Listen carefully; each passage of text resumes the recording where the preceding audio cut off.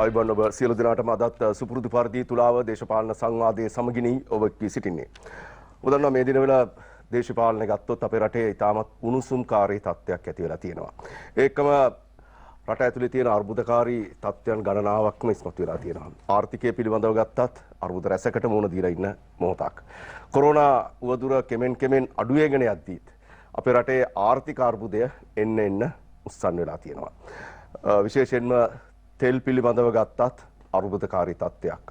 ඒකම විදුලිය පැත්තෙන් ගත්තත් ගෑස් පැත්තෙන් ගත්තත් අර්බුදකාරී රැසකට මුහුණ දීලා තියෙනවා. භාණ්ඩ මිල අත්‍යවශ්‍ය භාණ්ඩ මිල පවා ඉහළ යන තත්ත්වයක් ඇති වෙලා තියෙනවා. ලෝක ආර්ථිකය ගත්තත් ඉතාමත් දැඩි අර්බුදකාරී තත්ත්වයක් තුල තමයි මේ වෙනකොට ලෝකෙත් පවතින්නේ අපේ රටත් පවතින්නේ එවන් වූ තත්ත්වයක. විසඳුම් හොයන්න ආණ්ඩුව පැත්තෙන් විශාල මහන්සියක් දරනවා. අද වෙනකොට ඉන්දියානු රජයනුත් අපට විශාල ණය ආධාරයකුත් ලැබිලා තියෙනවා. මේ ණය මතින් ඉස්සරහට යන රටක් හැටියට අපිට තව තවත් ණය වෙබි ඉස්සරහට යනවා වගේම ඒවට මුහුණ දීලා අනාගතය වෙනුවෙන් කරන්න පුළුවන් වැඩ කොටසකුත් වැඩ රාජකාරී රැසකුත් තියෙනවා. මොන ආකාරයෙන්ද මේ සියලු කරුණු කාරණා කළමනාකරණය කරගන්නේ කියන එක ප්‍රශ්නයක් ඉතාමත්ම දැඩිව තියෙනවා. ඒකම එළඹෙන 23 වෙනිදා සර්වපාක්ෂික සමුළුවක් ජනාධිපතිතුමා විසින් කැඳවලා තියෙනවා. පාර්ලිමේන්තුව නියෝජනය කරන සියලුම දේශපාලන පක්ෂවලට ආරාධනා කරලා තියෙනවා මේ සර්වපාක්ෂික සමුළුව සඳහා ආර්ථිකය ගොඩනගන්න සහ රටේ ඇති වෙලා තියෙන තත්ත්වයන් සාකච්ඡා කරලා එක විසඳුමකට එක මගකට එන්න කියන තේමාවෙන් තමයි මේ සර්වපාක්ෂික සමුළුවත් කැඳවලා තියෙන්නේ. අපි ඉදිරියේදී බැලිය හැකි සර්වපාක්ෂික සමුළුව මොන ආකාරයෙන්ද එන නොයන අය කවුද කියලා අදහස් උදහස් මොනවාද කියලාත් අපිට දැනගන්න දැක ගන්න පුළුවන් වෙයි. මේ කතාබහ අතරතුර තවත් දේශපාලනයේ උණුසුම් වෙන කතාබහකුත් ඇති වෙලා තියෙනවා. ඒ තමයි ජාතික ආණ්ඩුවක් පිළිබඳව. මම හිතන්නේ මේ පිළිබඳව යම් එළියට ආවේ එහෙම නැත්නම් කතාබහට ලක් වෙන්න මාතෘකාවක් බවට පත් වුණේ එක්සත් ජාතික පක්ෂයේ නායක වත්මන් පාර්ලිමේන්තු මන්ත්‍රී රනිල් වික්‍රමසිංහ මහත්මයා මේ පිළිබඳව යම් ඉඟියක් දීලා තිබ්බා. මේ අවස්ථාවේදී ජාතික ආණ්ඩුවකට ගිහිල්ලා මේ රටේ ප්‍රශ්න විසඳන්න පොදු එකඟතාවයකට මේ අවශ්‍යතාවයක් පිළිබඳව යම් ඉඟියක් දීලා තිබ්බා. ඇත්තටම මේ මොහොතේ ජාතික ආණ්ඩුවක් අවශ්‍යද? මේ මොහොතේ මේ ප්‍රශ්නවලට විසඳුම ජාතික ආණ්ඩුවක්ද? ජාතික ආණ්ඩුවකින් මේ රටේ තියෙන සියලු ප්‍රශ්නවලට විසඳුම් ලබා දෙන්න පුළුවන් වෙයිද? එහෙම නැත්නම් ඒක යම් දේශපාලන උවමනාවක් විතරද? මෙන්න මේ කරුණු කාරණා පිළිබඳව තමයි තුලාව දේශපාලන සංවාදයෙන් අද සාකච්ඡා කිරීමට බලාපොරොත්තු වෙන්නේ. අපි තුලාව දේශපාලන මේ වේදිකාව මාසයකට එක සතියක් වෙන් කරලා තියෙන්නේ තරුණ ක්‍රියාකාරීන් වෙනුවෙන්. තරුණ දේශපාලන ක්‍රියාකාරීන් වෙනුවෙන් අපි හැම මාසෙම එක සතියක් වෙන් කරනවා. මොකද පෙනෙන දේශපාලනයට වඩාත් නොපෙනෙන දේශපාලනයේ මහා දැවැන්ත වැඩ කොටසක් කරන ක්‍රියාකාරීන් තමයි තරුණ මේ දේශපාලනඥයන්. හැම පක්ෂයකම හැම දේශපාලන බලවේගයකම තරුණ ක්‍රියාකාරීන් ඉතාමත් දැඩි වෙහසක් ගන්නවා ආණ්ඩු පිහිටවන්න ආණ්ඩු පෙරලන්න මේ සියලු කරුණු කාරණාත් එක්ක. ඒ නිසා අද අපි මාතෘකාව කරගත්තේ රට ගොඩ ගන්න එකම විසඳුම ජාතික ආණ්ඩුවත. මේ මාතෘකාව වර අපිට බොහෝ දේවල් කතා කරන්න පුළුවන්. රටේ ආර්ථිකය, රටේ වත්මන් තත්ත්වය, සර්වපාක්ෂික සමුළුව පිළිබඳවත් තරුණයන්ට අද මොකද වෙලා තියෙන්නේ පිළිබඳවත් මේ තුලාව දේශපාලන සංවාදයෙන් අපි සාකච්ඡා කිරීමට බලාපොරොත්තු වෙනවා. අපි තුලාව දේශපාලන සංවාදයට අද ආරාධනා කරා සමගි ජනබලවේගයේ නියෝජනය කරමින් නීතිඥ රන්ද වැලියන්ගේ මහත්මයාට අයිබෝන් ඔබතුමාට. ඒකම සමාජවාදී තරුණ සංගමය ජනතා විමුක්ති පෙරමුණ නියෝජනය කරමින් එරංග ගුණසේකර මහත්මයාට අයිබෝන් ඔබතුමාට. ඒකම ශ්‍රී ලංකා පොදුජන පෙරමුණ නියෝජනය කරමින් පොදුජන තරුණ පෙරමුණේ හේමන්ත ශ්‍රීලාල් මහත්මයාට අයිබෝන් ඔබතුමාට. ඒකම ශ්‍රී ලංකා පොදුජන තරුණ පෙරමුණේ සංජීව කරුණාරත්න මහත්මයාට අයිබෝන් ඔබතුමාට. මම හිතන්නේ සියල්ලෝම තරුණ ක්‍රියාකාරීන්. මගෙත් එක්ක බැලුවම සියල්ලම මල්ලිලා තමයි අද ඇවිල්ලා තියෙන්නේ. හැබැයි දේශපාලනේ හොඳ අයියලා වගේ වැඩ කරන පිරිස. මේ තත්ත්වය පිළිබඳව අපි සාකච්ඡා කරනකොට පළවෙනි වටේදී විනාඩි 6ක කාලයකුත්, දෙවෙනි වටේදී විනාඩි 8ක කාලයකුත්, තුන්වෙනි වටේදී යලි විනාඩි 6ක කාලයකුත් ලැබෙනවා. දෙවෙනි වටේදී තමුන්නාන්සලාට පුළුවන් ප්‍රශ්න කරන්න. තමුන්නාන්සලාගේ ඇති වෙන ගැටලු පිළිබඳව කෙටියෙන් ප්‍රශ්න කරනවා නම්, කෙටියෙන් පිළිතුරු දෙනවා නම් අපිට කාල වේලාව කළමනාකරණය කරගන්න පුළුවන්. එරන්ද වැලියන්ගේ මම ඔබතුමාගෙම පටන් ගන්න කැමතියි. දැන් සමගි ජන බලවේගය ඔබතුමා නියෝජනය කරන්නේ මේ රටේ ප්‍රධාන විපක්ෂය. ඊටත් කලින් එක්සත් ජාතික පක්ෂය ඔබතුමා නියෝජනය කර ඔබතුමා තරුණ ජාතික තරුණ සේවා සභාවේ සභාපතිවරයා හැටියටත් කටයුතු කරා. මේ අපි අද මේ මාතෘකාව ගත්තොත් ජාතික ආණ්ඩුවක්. ජාතික ආණ්ඩුවක් කියන සංකල්පය මම හිතන්නේ අපේ රටට ජාතික ආණ්ඩු කියන එක පිළිබඳ ලොකු අත්දැකීම් නැහැ. හැබැයි යහපාලන ආණ්ඩුව කාලේදී යම් ජාතික ආණ්ඩුවක යම් හුරුවක් වගේ දෙයක්ත් දැක්කා. හැබැයි ඔබතුමා තරුණයෙක් හැටියට තරුණ දේශපාලන ක්‍රියාකාරකයෙක් හැටියට මේ රටේ පවතින වත්මන් තත්ත්වයක් එක්ක මේ පවතින අර්බුදකාරී වටපිටාවත් එක්ක ඔබතුමා හිතන්නේ මේ රනිල් වික්‍රමසිංහ මහත්මයා මේ දීලා තියෙන ඉඟිය ඒ කියන්නේ ජාතික ආණ්ඩුවකට යෑම මේ වෙලාවේ එකම විසඳුමක්ද?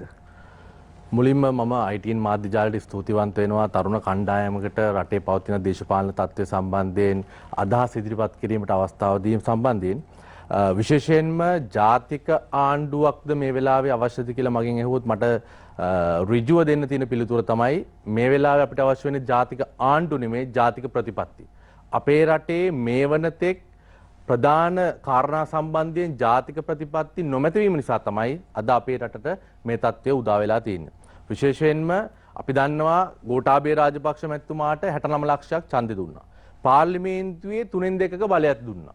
ඒ වගේම ප්‍රාදේශ සභා හා නගර සභා වලින් 90%ක බලතල තියෙනවා. ඒ වගේම පළාත් සභාවල ආණ්ඩුකාරවරු ඉන්නේ ආණ්ඩුවට. ඒ බලතල මදි නිසා 20 වෙනි සංශෝධනය ගෙනහලා තවත් බලතල ලබා ගත්තා. දැන් මේ බලතලත් එක්ක මේ ආණ්ඩු කරලා තියෙනවා මේ රටේ අවුරුදු 2කමාරකට වැඩි කාලයක්.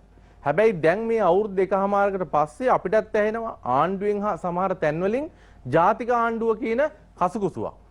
ඒකෙන් අපිට පැහැදිලිවම පේන දේ තමයි මෙච්චර බලය තියාගෙනත් ආණ්ඩුවට තවදුරටත් රට කරන්න බෑ.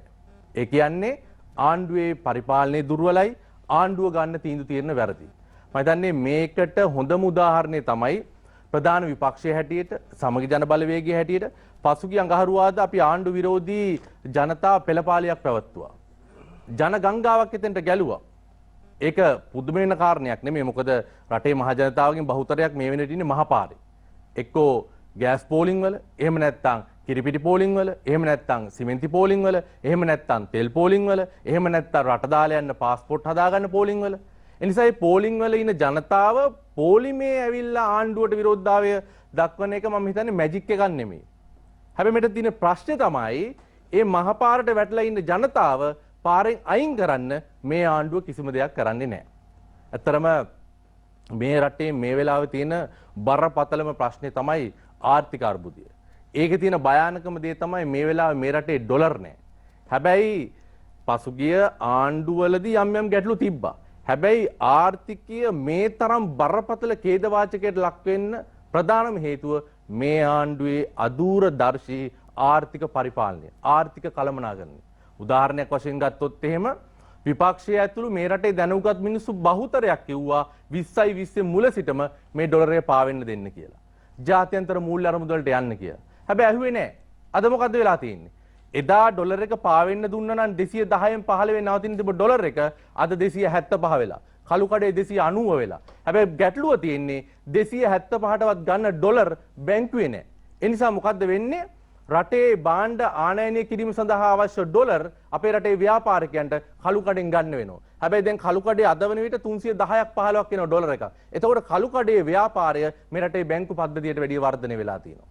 අපි මුලින් කෝ ජාත්‍යන්තර මූල්‍ය අරමුදලට ගිහිල්ලා මේ රටේ මේ තියෙන ණය නැවත ප්‍රතිව්‍යුහගත කරගන්න කියලා. මොකද ණය ගෙවන්න පුළුවන් හැකියාවක් අපිට නැහැ. හැබැයි ඒක ඇහුවේ නැහැ. අර පිළිකාව මුල් අවස්ථාවේදී අපිට අඳුරගත්තා නම් ඒකට බෙහෙත් කරන්න පුළුවන්. හැබැයි ඒක පැතිරෙන්න දීලා ඒකට බෙහෙත් කරන්න ගත්තොත් එහෙම ඒ පිළිකාව සුව කරන්න තියෙන සම්භාවිතාව ඉතාමත් අඩුයි. අද අපේ රටේ ආර්ථිකයටත් වෙලා තියෙන එවැනි තත්ත්වයක් තමයි. ඒකට හේතුව තමයි ආණ්ඩුව ගන්න ඕනේ තීන්දුව තියෙන හරි අවස්ථාවේ ගත්තේ නැහැ. අද ගෑස් නැතුව මිනිස්සු පොලිමේ ඉද්දි ගෑස් නැවුව ඇවිල්ලා වරායේ පොලිමේ ඉන්නවා. තෙල් නැතුව මිනිස්සු පෙට්‍රල් ෂෙඩ් වල පොලිමේ ඉද්දි අද තෙල් නැවුව ඇවිල්ලා වරායේ පොලිමේ ඉන්නවා. අද වෙන විට අපි දැක්ක මාධ්‍ය වලින් කියනවා කෝටි 14කට වැඩි මුදලක් ප්‍රමාද ගාස්තු හැටියට තෙල් හා ගෑස් වලට ගෙවන්න වෙනවා කියලා. ඒතකොට මේ බදු මුදල් මේ රටේ ජනතාවගේ මහජනයාගේ මුදල් නෙමෙයිද මේ විනාශ වෙන්නේ. ඒතකොට මේවා වැරදි ආර්ථික තීන්දුව తీරන නිසා නෙමෙයිද මේක වෙලා තියෙන්නේ. දැන් ආණ්ඩුවේම හිටපු විමල් වීර වංශලා උදේ ගම්මන් පිල්ලා කියන්නේ මොකද්ද? අවලස්සන ඇමරිකානුව මේ රටේ ආර්ථිකය විනාශ කරනවා කියලා. ඒත් එක්කම වුන් අපිට අද ප්‍රධාන වශයෙන් චෝදනා කරන දෙයක් තමයි මහ බැංකුවේ අධිපති අජිත් නිවාඩ් කබ්‍රාල් මැතිතුමා එක ආර්ථික න්‍යායක යනවා, බැසිල් රාජපක්ෂ මැතිතුමා තවත් ආර්ථික න්‍යායක යනවා. මේ කාගේ ජීවිතද අමාරුයි දාන්නේ? මේ කොයි රටද අමාරුයි දාන්නේ? අපේ ජීවිත මේකෙන් විනාශ වෙන්නේ. ඒ නිසා අපි දැක්කා අපේ ගාමිල්ලෝ අපේ හිටපු අපේ කම්කරු ඇමතුමා නිමල් සිරිසාල් සිල්වා රුපියල් 30ක් ඩොලරයකට විදේශ ප්‍රේෂණයෙන් ලබා දෙන්න කියලා කැබිනට් පත්‍රය අනුමත කරගන්නවා. හැබැයි ඩොලරය සම්බන්ධයෙන් අජිත් නිවාඩ් කබ්‍රාල් මැතිතුමා මහ බැංකුවේ වෙනත් තීන්දුවක් ගන්නවා. අවසානයේ දැන් ඩොලරය 280ට 285ට ගිහිල්ලා. ජාත්‍යන්තර මූල්‍ය අරමුදලේ ලංකාවට එනවා. සාමාන්‍යයෙන් ජාත්‍යන්තර මූල්‍ය අරමුදල අවසානයේ තීන්දුව අරගෙන ඒ ගිවිසුම් වලට අස්සම් කරන්න යද්දී අස්සම් කරන්නේ මහ බැංකුවේ මුදල් අමාත්‍යාංශයයි. හැබැයි මහ බැංකුවේ අධිපතිවරයාව ජාත්‍යන්තර මූල්‍ය අරමුදලේ ගෙන උදවිය මුණ ගැහෙන්නේ නැහැ. හම්බෙන්නේ ජනාධිපතිතුමයි බැසිල් ඇමතුමයි විතරයි. ඒතර මේ දෙකට බෙදීමේ අවසාන ප්‍රතිවිකාවක විදින් වෙන්නේ මේ රටේ ජනතාවට. දැන් ආර්ථිකයේ අර්බුදයට වැටලා තියෙන වෙලාවේ ආර්ථිකය සම්බන්ධයෙන් මුලින්ම කමිටුවක් දානවා. ඒකේ ඉන්නේ රාජපක්ෂවරු 3 දෙනෙක් හා සාමාන්‍යයෙන් ගණන් පාස්සක් නැති ඇමතිවරු මුලින්ම දාන්නේ. ඒ සම්බන්ධයෙන් රටේ මහජනතාව විරෝධය පානවා. ජනමාධ්‍ය තුළ මුහුණු පොතේ විරෝධය දානකොට අන්න ඒ සම්බන්ධයෙන් ව්‍යාපාරිකයෝ යම් දැනුමක් තියෙන කණ්ඩායම නැවත වතාවක් දානවා. ඒ අර කණ්ඩායමට උපදෙස් ලබා දෙන්නේ. ඉතින් මෙහෙම තමයි මේ ආර්ථික ප්‍රශ්න විසඳන්න යන්නේ. ඒත් එක්කම මම දන්නවා මේ සාකච්ඡාවේ යද්දි තව ටික වෙලාවකින් අපිට ප්‍රාථමික තර්ක හැටියට ඇහි රට වැහුවා පසුගිය ආණ්ඩුවේ වැරදි රුසියාව යුක්‍රේනයේ යුද්ධයක් යනවා මේ වගේ නිදාසර කාරණා දසදහස් ගණන් කියයි. හැබැයි මේ රටේ මිනිස්සුන්ගේ ප්‍රශ්න වලින් මිනිස්සුන්ව නිදහස් කරන්න මේ ආණ්ඩුව කරපු කිසිම දෙයක් නැහැ. ඒ වගේම තමයි වියත්මග කියලා කණ්ඩායමක් ඇවිල්ලා වියත්තු කියලා වෘත්තිකයෝ කියලා මේ රටට සෞභාග්‍ය ගේනවා කියලා තමයි මේ රටේ ජනතාව රැවට්ටුවේ. හැබැයි අද වෙන විට මේ රටේ මිනිස්සුන්ට සෞභාගයක්වත් ගන්න පුළුවන් තත්ත්වයක් මේ රටේ නැහැ. ඒත් එක්කම මම වැඩිදුරට මේ ආණ්ඩුවට බයින්න උත්සාහ කරන්නේ නැහැ. මොකද මේ ආණ්ඩුවට අපි උදව් කරන්න ඕනේ. ඒකට හේතුව තමයි වෙනත් ආණ්ඩු ගෙදර යවපු විදියට නෙමෙයි මේ රටේ මිනිස්සු මේ ආණ්ඩු ගෙදර යවන්නේ. ඒ නිසා මේ ආණ්ඩුව නිරුපද්දිතව ගෙදර යවන්න අපි අවශ්‍ය සහයෝගය ලබා දෙන්න ඕනේ. ඒ වගේම තමයි මම මේ කියන දේ පිළිගන්නේ නැත්නම් මම මේ ආණ්ඩුවේ ඉන්න මැති ඇමතුරුන්ට ආරාධනා කරනවා අර ගම සමග පිළිසඳරක් කියලා කරපු වැඩසටහන පුළුවන් නම් අලුත් සංකල්පයක් විදියට ගේන්න පෝලිං සමග පිළිසඳරක් කියලා. යන්න අවුවේ වේලෙන වැස්සේ තෙමෙන අර පෝලිං වල ඉන්න මිනිස්සු ගාවට එක්කයි යන මේ රටේ පළවෙනි පුරවැසියා ජනාධිපතිතුමාව ගිහිල්ලා ඒ මිනිස්සුත් එක්ක කතා කරන්න අවස්ථාව ලබා දෙන්න. එතකොට ඊයේ ජනාධිපතිතුමා ජාතිය ඇමතුවාම මේ ජාතිය අපේ රටේම ඉන්න ජාතිය ජනාධිපතිතුමා අමතන්නේ කොහොමද කියලා ජනාධිපතිතුමාටත් මේ ආණ්ඩුවටත් තේරුම් ගන්න පුළුවන්. ඒත් එක්කම ඉතාමත් පැහැදිලිව කියන්න ඕනේ රාජපක්ෂ බවුල බූවල්ලෙක් වගේ මේ රටේ ආර්ථිකය තුළ සියලුම අරමස්ථාන අල්ලගෙන ඉන්නේ. ඒකේ දුක් විඳින මේ රටේ ජනතාව. ඒ නිසා තවදුරටත් මේක ඉවසන්න බෑ. ඉවසන්න බැරි තැනකට දැන් ඇවිල්ලා තියෙන්නේ. ඒ නිසා රාජපක්ෂවරුන් ඉතාමත් පැහැදිලිව කියන්න ඕනේ මේ රටේ ජනතාව තවදුරටත් තාඩන පීඩනවලට ලක් කරන්න එපා. බුද්ධිමතුන්ට විද්වතුන්ට ඇහුම්කන් දීලා මේ ආර්ථික ප්‍රශ්න විසඳ ගන්න කියලා. සංජීව කරුණාරත්න මහත්මයා ඔබතුමා පොදු ජන තරුණ පෙරමුණ නියෝජනය කරනවා. එමු නැත්නම් වත්මන් ආණ්ඩුව ගේන්න මහ දැවැන්ත කැපකිරීම කොටසක් කරපු තරුණ පිරිසක් හැටියට. දැන් මේ ප්‍රශ්නේ එක පැත්තකින් මේ අපි මාතෘකාව කරගත්ත ජාතික ආණ්ඩුවක් 69 ලක්ෂයක් ඡන්ද බලයක් 3න් 2ක පාර්ලිමේන්තු බලයක් මේ සියල්ල තියාගෙන අවුරුදු 2ක් ගෙවෙනකොට ඉතාමත් අසීරු තත්යකට මුහුණ දීලා ඉන්න ආණ්ඩුවක්. තරුණයෙක් හැටියට ආණ්ඩුව ගේන්න කැපකිරීම කරපු තරුණයෙක් හැටියට මේ ජාතික ආණ්ඩුවක් පිළිබඳව එන සංකල්පයත් එක්කම පේන්නේ ආණ්ඩුවේ නොහැකියාව නෙවෙයිද? ඔව් ප්‍රථමයෙන්ම මම ස්තුතිවන්ත වෙනවා ස්වාධීන රූපවාහිනී සේවයට අද ශ්‍රී ලංකා පොදුජන තරුණ පෙරමුණට ලබා දුන්න අවස්ථාවට. සුධර්මන් මහත්මයා ඇත්ත වශයෙන්ම මේ රට අද මුහුණ දීලා තියෙන తত্ত্বය මේක මේ අහම්බුවකින් සිදු වුණ දෙයක් නැත්නම් සර්ප්‍රයිස් එකක් නෙමෙයි. මේ වර්තමානයේ අද අපි මේ ගෙවුම් ශේෂ හිඟයට මුහුණ දීලා තියෙන මේ ප්‍රශ්නය සම්බන්ධයෙන් ඊ타ත්ම කාලයක ඉඳලා මේ රටේ හිටපු ආර්ථික විද්‍යාඥයින් බුද්ධිමතුන් සියලුම මේ විද්වතුන් අදහස් ඉඟි පළ කරලා තිබුණා. එකම දේ උනේ මේ කොවිඩ් වසංගතය නිසා මේක මේ ප්‍රතිඵලය ඉක්මන් වුණා. ඒක තමයි අත් වශයෙන්ම සිද්ධ වුණේ. දැන් උදාහරණයක් වශයෙන් ගත්තොත් එහෙම 1977 අපි මේ මොකද්ද අපේ ජනතාව පිට පටවපු ආර්ථික මොඩලය මේ නියෝලිබරල් ආර්ථික මොඩලය තුල අපි මේ ගෙවුම් ශේෂ අර්බුදයට එදා ඉඳලම මුහුණ දුන්නා. දැන් වැරදි ආර්ථික ප්‍රතිපත්ති කියන එක අපේ හිටපු සභාපතිතුමා ප්‍රකාශ කරා. ඇත්ත වශයෙන්ම ඔබතුමාත් එක්ක ඒතනදී මම විරෝධතාවයට යටත්ව එකඟයි.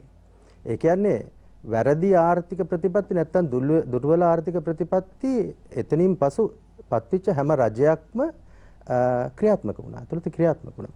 මේකට උත්තරයක් හොයන්න අවශ්‍ය දේශපාලන අභිප්‍රාය political will එක කිසිම ආණ්ඩුවක් තුල මම තරුණ නියෝජනය කරන මේ කණ්ඩායමක් වශයෙන් මම දැක්කේ නැහැ. කියන්නේ උත්සාහයක් දැරුවා මම නැහැ කියන්නේ නැහැ. නමුත් ඒ political will එක දේශපාලන අභිප්‍රාය ඊටම අද වශයෙන් තිබුණේ. දැන් අපි ගත්තොත් අපි ඡන්දයට ජනාධිපතිවරණයට සූදානම් වෙද්දී ශ්‍රී ලංකා පොත්ජන පෙරමුණ හැටියට අපි මෙතුමම සඳහන් කරා ගම සමග පිළිසඳරක් කියලා අපි මේක මේ ප්‍රශ්නය හොඳින් අවබෝධ කරගෙන සෞභාග්‍ය දැක්ම වැඩසටහන තුල අද ඒක සම්බන්ධයෙන් කුමන කතා කීවන මම විශ්වාස කරනවා ඒක ඊ타මත්ම බිම්මට්ටමේ දේශපාලනය නියෝජනය කරන ලියවිල්ලක්. කියන්නේ අපේ මේ රටේ ඉන්න විද්වතුන් උගතුන් වියතුන් සහ සියලුම සමාජ ස්තරයන් නියෝජනය කළ ලියවිල්ලක් තමයි අපි ඒකට නිර්මාණය කරේ. දැන් මම එතනින්ම ඔයාලට කරුණු දක්වනවා නම් දැන් අපි සෞභාග්‍ය දැක්ම මේ අපේ ප්‍රකාශනය තුලම අපි සඳහන් කරනවා ජනතා කේන්ද්‍රීය ආර්ථිකයක් කියලා. මේ ජනතා කේන්ද්‍රීය ආර්ථිකය කියන එක තුල අපි කියනවා සාර්වාර්ථික ප්‍රතිපත්ති රාමුව දේශපාලන අරමුණු ඉටු කර ගැනීමට පුද්ගල ප්‍රතිරූප ප්‍රවර්ධනය සහ එදිනෙදා වියදම් සඳහා පසුගිය වර්ෂ 4 තුල වත්මන් පාලකයන් ලබාගෙන ඇති විදේශ ණය ප්‍රමාණය 1948 දී නිදහස ලැබීමේ සිට 2014 දක්වා අපේ රට ලබාගෙන ඇති විදේශ ණය ප්‍රමාණයට සමාන වේ. මේ ණය උගුල නිසා රටේ සංවර්ධන කාර්යයන් සඳහා අත්‍යවශ්‍ය ණය පමණක් ලබා ගැනීමට මුල් කාලයේදී අපට සිදුවනු ඇත. කියන්නේ මේක තව වඩාත්ම සවිස්තරානුකූලව විස්තර වෙනවා. නමුත් මෙතනදී අපි සඳහන් කරන්නේ මේ ප්‍රශ්නේ අපි අවබෝධ කරගන්න හිටියා. මේක අපි දැනන් හිටපු දෙයක්.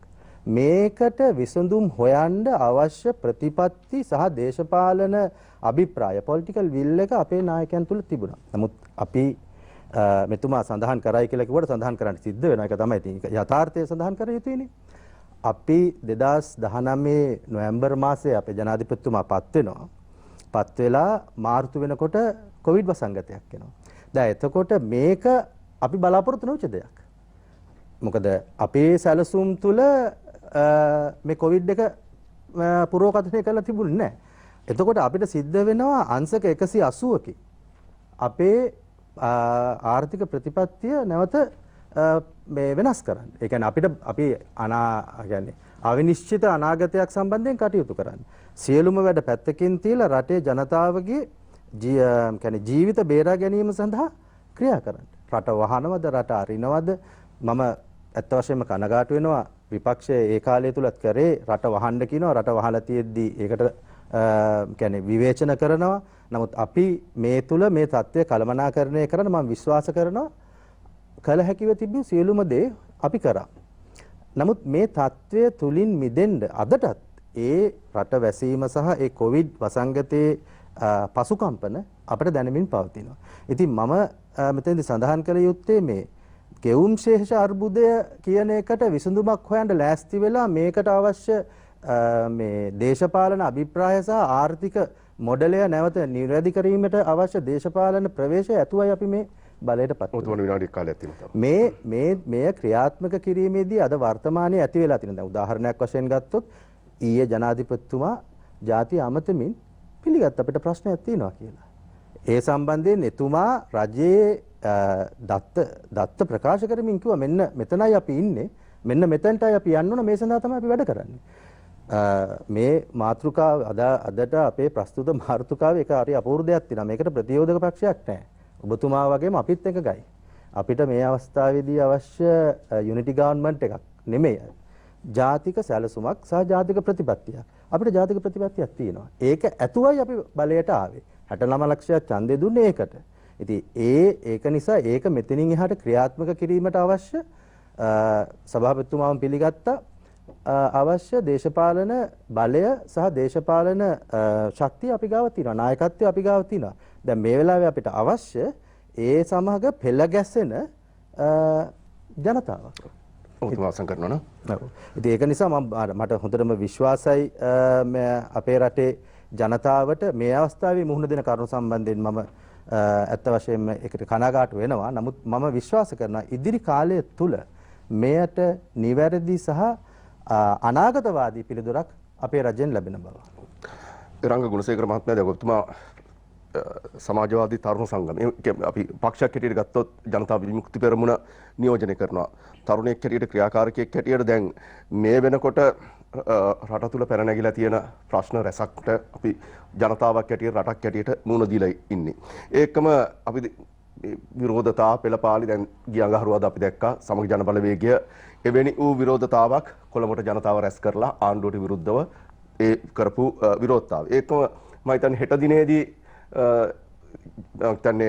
ජනතා විමුක්ති පෙරමුණ හැටියට ජන බලවේගය හැටියට ඔබතුමන්ලත් විරෝධතාවයකට නිරත වෙනවා. මේ කරුණු කාරණාත් එක්ක තමයි මේ ජාතික ආණ්ඩුවක් පිළිබඳව යම් අදහසක් සංකල්පයක් මතුවලා තියෙන්නේ. ඒකම 23 වෙනිදා ජනාධිපතිතුමා ආරාධනා කරලා තියෙනවා සර්වපාක්ෂික සමුළුවකට. මොකක්ද දකින්නේ? එක පැත්තකින් මේ ජාතික ආණ්ඩුවක් කියන සංකල්පය මේ මොහොතේ රටකට අවශ්‍යතාවයක්ද? එහෙම නැත්නම් සර්වපාක්ෂික සමුළුවක් කැඳවීම තුළ ඔබතුමාත් දන්නවා ඇති ඔබතුමාත් පක්ෂයේ ක්‍රියාකාරකයෙක් හැටියට ජනතා විමුක්ති පෙරමුණ හැටියට සර්වපාක්ෂික සමුළුවකට ගිහිල්ලා රටේ ප්‍රශ්න වලට එතනදී යෝජනා අදහස් දෙන්න ඔබතුමාලගේ සූදානමක් තියනවාද?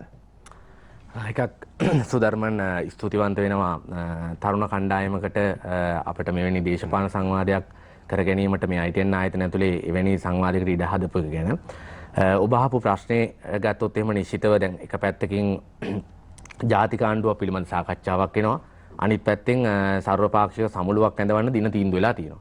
එතකොට සුධර්මන් දැන් අපිට තියෙන ප්‍රශ්නේ දැන් මේ දෙක කොහින්ද එන්නේ? කියන්නේ මේක එන්නේ දැන් අපිට පැහැදිලි දැන් රටේ ප්‍රශ්න තියෙනවා. ඒක නිසා මේ රටේ ජනතාව නම් එන්නේ අපිට කල්පනා කරන්න පුළුවන් දැන් මේ රටේ ජනතාව ඉල්ල ප්‍රශ්නයක්ද කියලා. නෑ එහෙම නෙමෙයි. රටේ ජනතාව කියන්නේ අනේ පවු නොදී දැන් මේ යන්න. මේක කරන්න පුළුවන් කෙනෙකුට දෙන්න.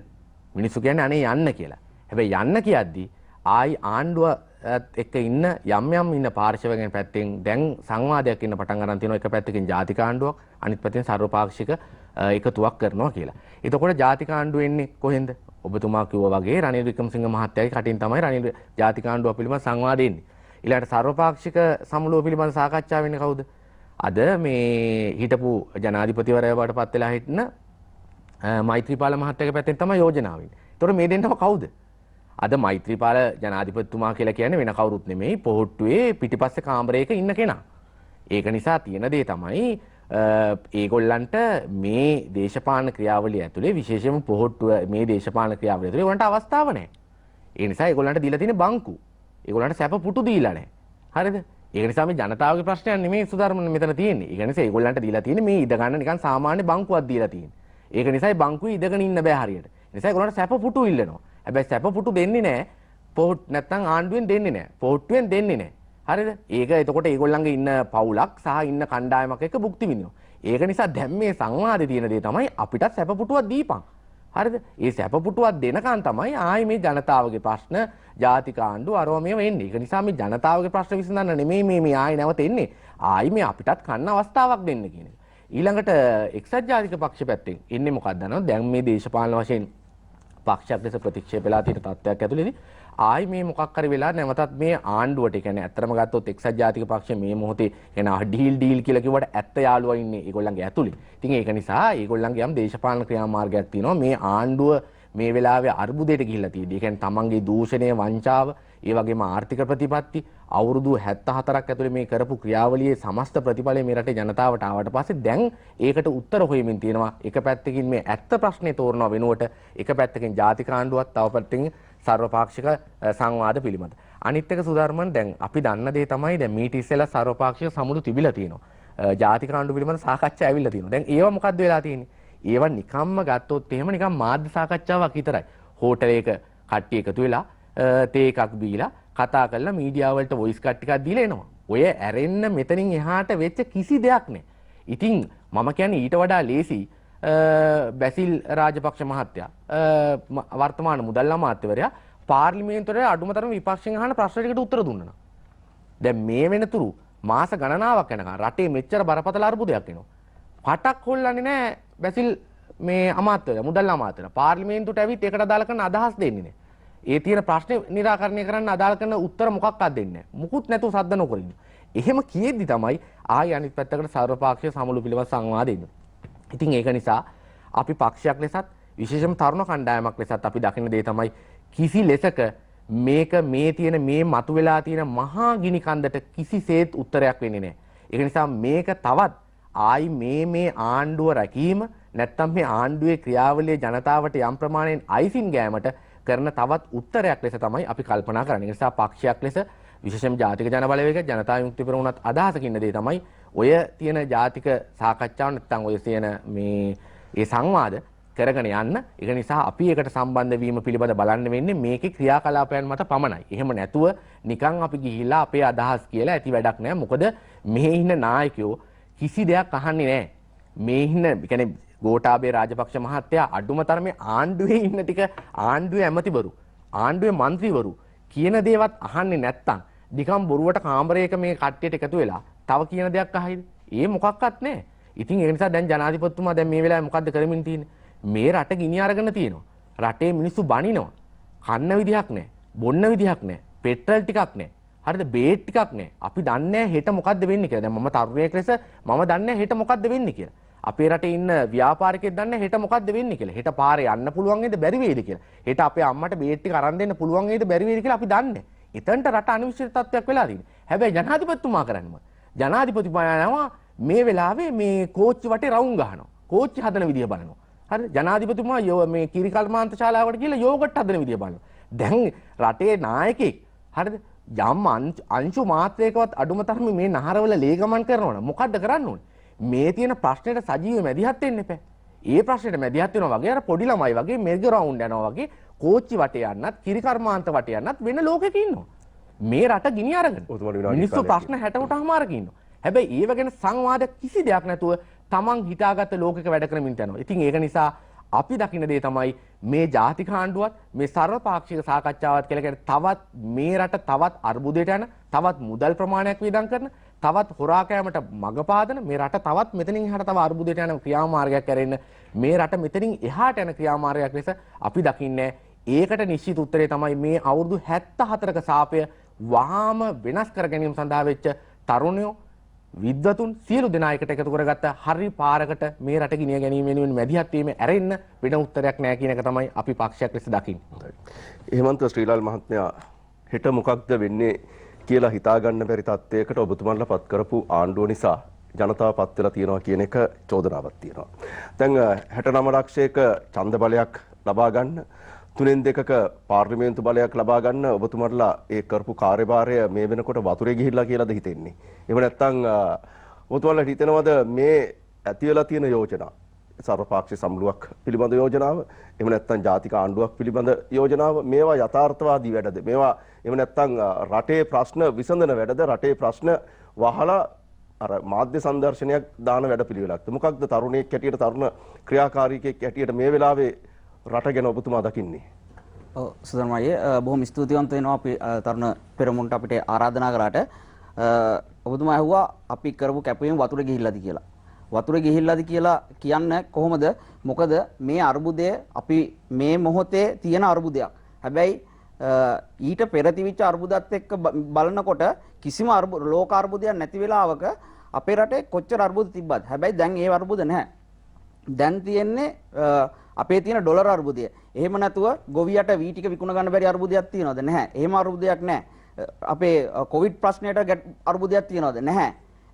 එතකොට මේ තියෙන්නේ 1977න් පටන් ගත්ත අර විවෘත ආර්ථිකයත් එක්ක පටන් ගත්ත අර්බුදේ දැන් ගිහිල්ලා අර මේක හොඳටම උඩු දුවලා තියෙන්නේ. ඒක මිසක් මෙතන මේකට හැම රජයම වග කියන්න ඕනේ අඩු වැඩි වශයෙන්. ඒක මේකේ අපනයන ආනයන පරතරය වැඩි වෙලා. එතකොට ඒකත් එක්ක මේ තියෙන අර්බුදයත් එක්ක සංචාර කර්මාන්තයෙන් ලැබුණු ඩොලර් බිලියන 4ක් නැති වෙලා. ඊට පස්සේ අපිට විදේශ ශ්‍රමිකයන්ගෙන් ලැබෙන ඩොලර් බිලියන 6ක් නැති වෙලා. එතකොට මේ හැම ආණ්ඩුවකටම වෙලා තියෙනවා ණය ගන්න. එතකොට ඒ අර්බුදය දැන් උග්‍ර වෙලා තියෙනවා. ණය ගන්න එක වැරදි කියන්නේත් නැහැ, හරි කියන්නේත් නැහැ. හැබැයි අපි 2005 ආණ්ඩුව අරගෙන 90.6ක ප්‍රතිශතයකට තිබිච්ච රාජ්‍ය ණය දළදේශීය නිෂ්පාදනය 2014 වෙනකොට 72.3ට අඩු කරා. හැබැයි 2015 ආණ්ඩු මාරුවත් එක්ක 2019 වෙනකොට 86.8ට ඒක වැඩි කරා. එතකොට මේ අර්බුදය ඒ විතරක් නෙමෙයි. මෙතුමන්ලා අපි 2009 ඉඳලා 2014 වෙනකන් ජාත්‍යන්තර සර්වරි බැඳුම් කර එකතුවම තියෙන්නේ ඩොලර් මිලියන 500යි 5000යි. හැබැයි 2015 ඉඳලා 2019 වෙනකන් එකතුව ඩොලර් 12050ක් වෙලා තියෙනවා. එතකොට මේ සියලු බැඳුම් කර ගෙවන්න වෙලා තියෙන්නේ මේ මොහොතේ. අපි ජනවාරි 28 ඩොලර් මිලියන 500ක් ගෙවුවා. ඒ වගේ මේ ගත්ත 12050ම මේ අවුරුදු සීමිත කාලයක් ඇතුළතදී ගෙවන්න සිදු වෙලා තියෙනවා. මොකද මේ රටකින් ගන්න ණය වගේ නෙමෙයි මේවා සර්වරි බැඳුම් කර මේවා ගෙවන්න ඕනේ සීමිත කාලයකට ලැබෙන්නේ.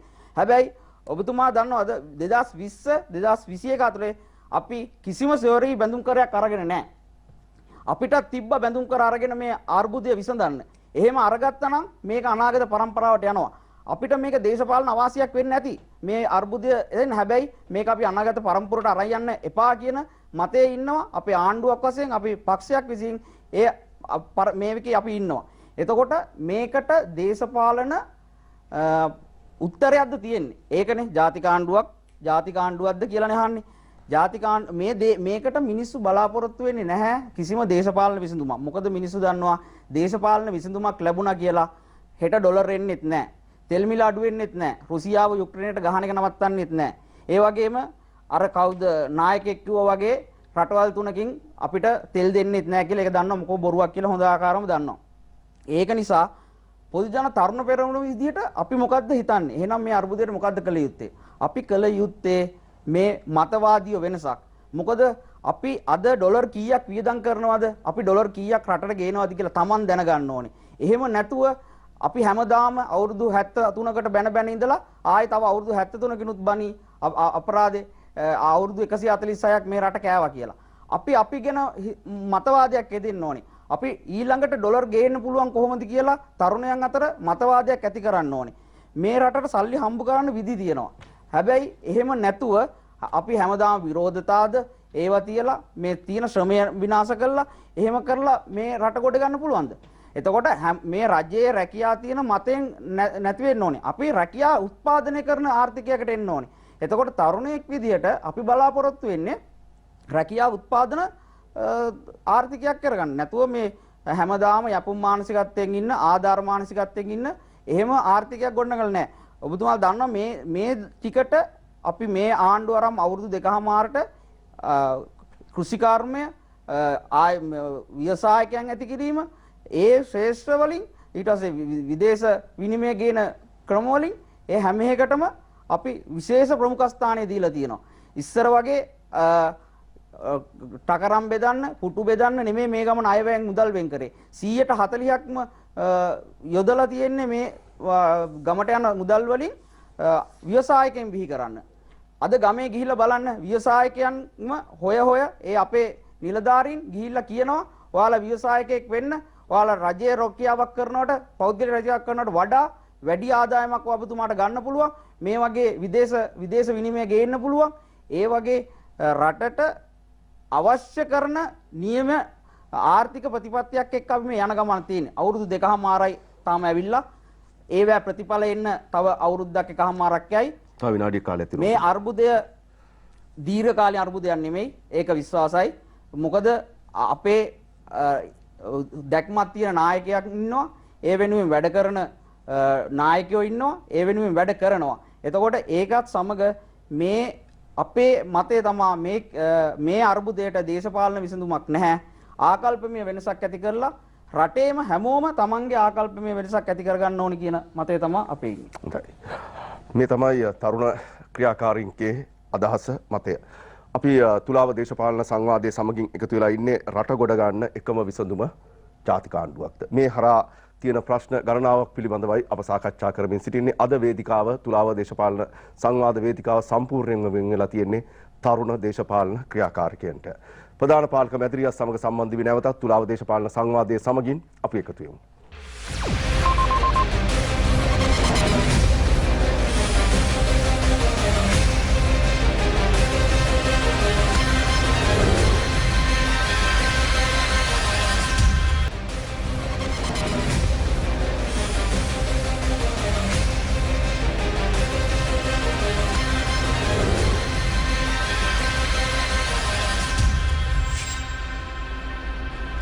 නැවතත් තුලාව දේශපාලන සංවාදයේ සමගින් රට ගොඩනගන්න එකම විසඳුම ජාතික ආණ්ඩුවක්ද? එහෙම නැත්නම් ඉදිරිපත් වෙලා තියෙන සර්වපාක්ෂික සමුළුවද?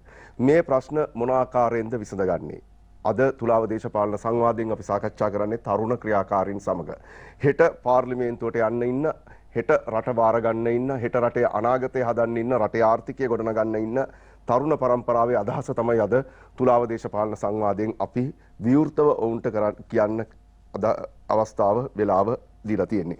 නීතිඥ රන්ද වැලියන්ගේ දැන් ඔබතුමා මූලික වශයෙන්ම කිව්වා මේක ප්‍රතිපත්තිමයම වෙනසක් අවශ්‍යයි. ඒ කියන්නේ අපේ රටට නැත්තේ යම් කිසි ආකාරයකින් මේ ප්‍රතිපත්තිය තමයි යන්නේ ආර්ථිකයට, අධ්‍යාපනයට, හැම දෙයකම. එක එහෙම හදන්න අවුරුදු 74ක් අපි නිදහස ලැබලත් කිසිම ආණ්ඩුවකට බැරි වෙලා තියෙනවා. තවමත් උත්සාහ රන් තියෙනවා. උත්සාහ නොගත්ත නෙමෙයි අපි ඉතිහාසයේ පුරාම දැකලා තියෙන වෙනි උත්සාහයන් ගණනාවක් එක් වකවානු වල අරන් තියෙනවා. ඔබතුමා නියෝජනය කරන පක්ෂය සමග ජන බලවේගයේ වගේම ප්‍රධාන අද විපක්ෂ බලවේග හැම කෙනෙක්ම කියන දෙයක් තමයි මේ ආර්ථික අර්බුදයෙන් ගොඩ එන්න. දැන් මේ සියලු කරුණු කාරණා ගොනු වෙලා තියෙන ආර්ථිකයත් එක්ක. රටේ ආර්ථිකය ඇති වෙච්ච අර්බුදකාරී තත්ත්වය උඩ තමයි මේ රටේ සියලුම ප්‍රශ්න මේ වෙනකොට ගොඩනැගිලා තියෙන්නේ. ජාත්‍යන්තර මූල්‍ය අරමුදල IMF ආධාර IMF ඉදිරියට යා යුතුමයි කියලා. ඇතමුන් කියන දෙයක් තමයි නෑ IMF ඉස්සරහ දන ගහන්න සූදානම් නැහැ. වෙන්න ඕනෙත් නැහැ කියන මතයකුත් තියෙනවා. මේ මත දෙකක් තියෙනවා. ඔබතුමාලා ඇයි කියන්නේ IMF එකට යා යුතුමයි කියලා? ඇයි විරෝධතාවිකුත් ඇති වෙලා තියෙන්නේ IMF එක ඉස්සරහ දන නොගැසිය යුතුයි කියලා? මොකක්ද ඔබතුමා තරුණ ක්‍රියාකාරකයෙක් හැටියට මේ පිළිබඳව හිතන්නේ? සුධර්මන් රුපියල් මදි වුණොත් එහෙම බියගම් ෆැක්ටරියෙන් අපිට අච්චු ගහ ගන්න පුළුවන්. හැබැයි ඩොලර් එහෙම කරගන්න බෑනේ. ඒකනේ මේ දැන් අර්බුදය නිර්මාණය වෙලා තියෙන්නේ. ඒ නිසා තමයි මේ අර්බුදය නිර්මාණය වෙච්ච පළමු අවස්ථාවේ සිටම අපි ඒ සම්බන්ධයෙන් විද්වත් කතිකාවක් කරලා ඒ සම්බන්ධයෙන් දැනුගත් ඒ ප්‍රබුද්ධයන්ගෙන් ඒ අවශ්‍ය තොරතුරු අරගෙන මේ ආණ්ඩුවට ඉතාමත් පැහැදිලිව කිව්වේ මෙන්න මේ විසඳුම් ලබා ගන්න කියලා. ඒකේ එක ප්‍රධාන විසඳුමක් තමයි ජාත්‍යන්තර මූල්‍ය අරමුදලට යන්න කියන එක. තරම ජාත්‍යන්තර මූල්‍ය අරමුදල කියන්නේ බහිරවයකවත් යක්ෂයෙක්වත් නෙමෙයි. එදා දෙවන ලෝක යුද්ධයෙන් පස්සේ ලෝක බැංකුවත් එක්ක ජාත්‍යන්තර මූල්‍ය අරමුදලක් නිර්මාණය වුණා.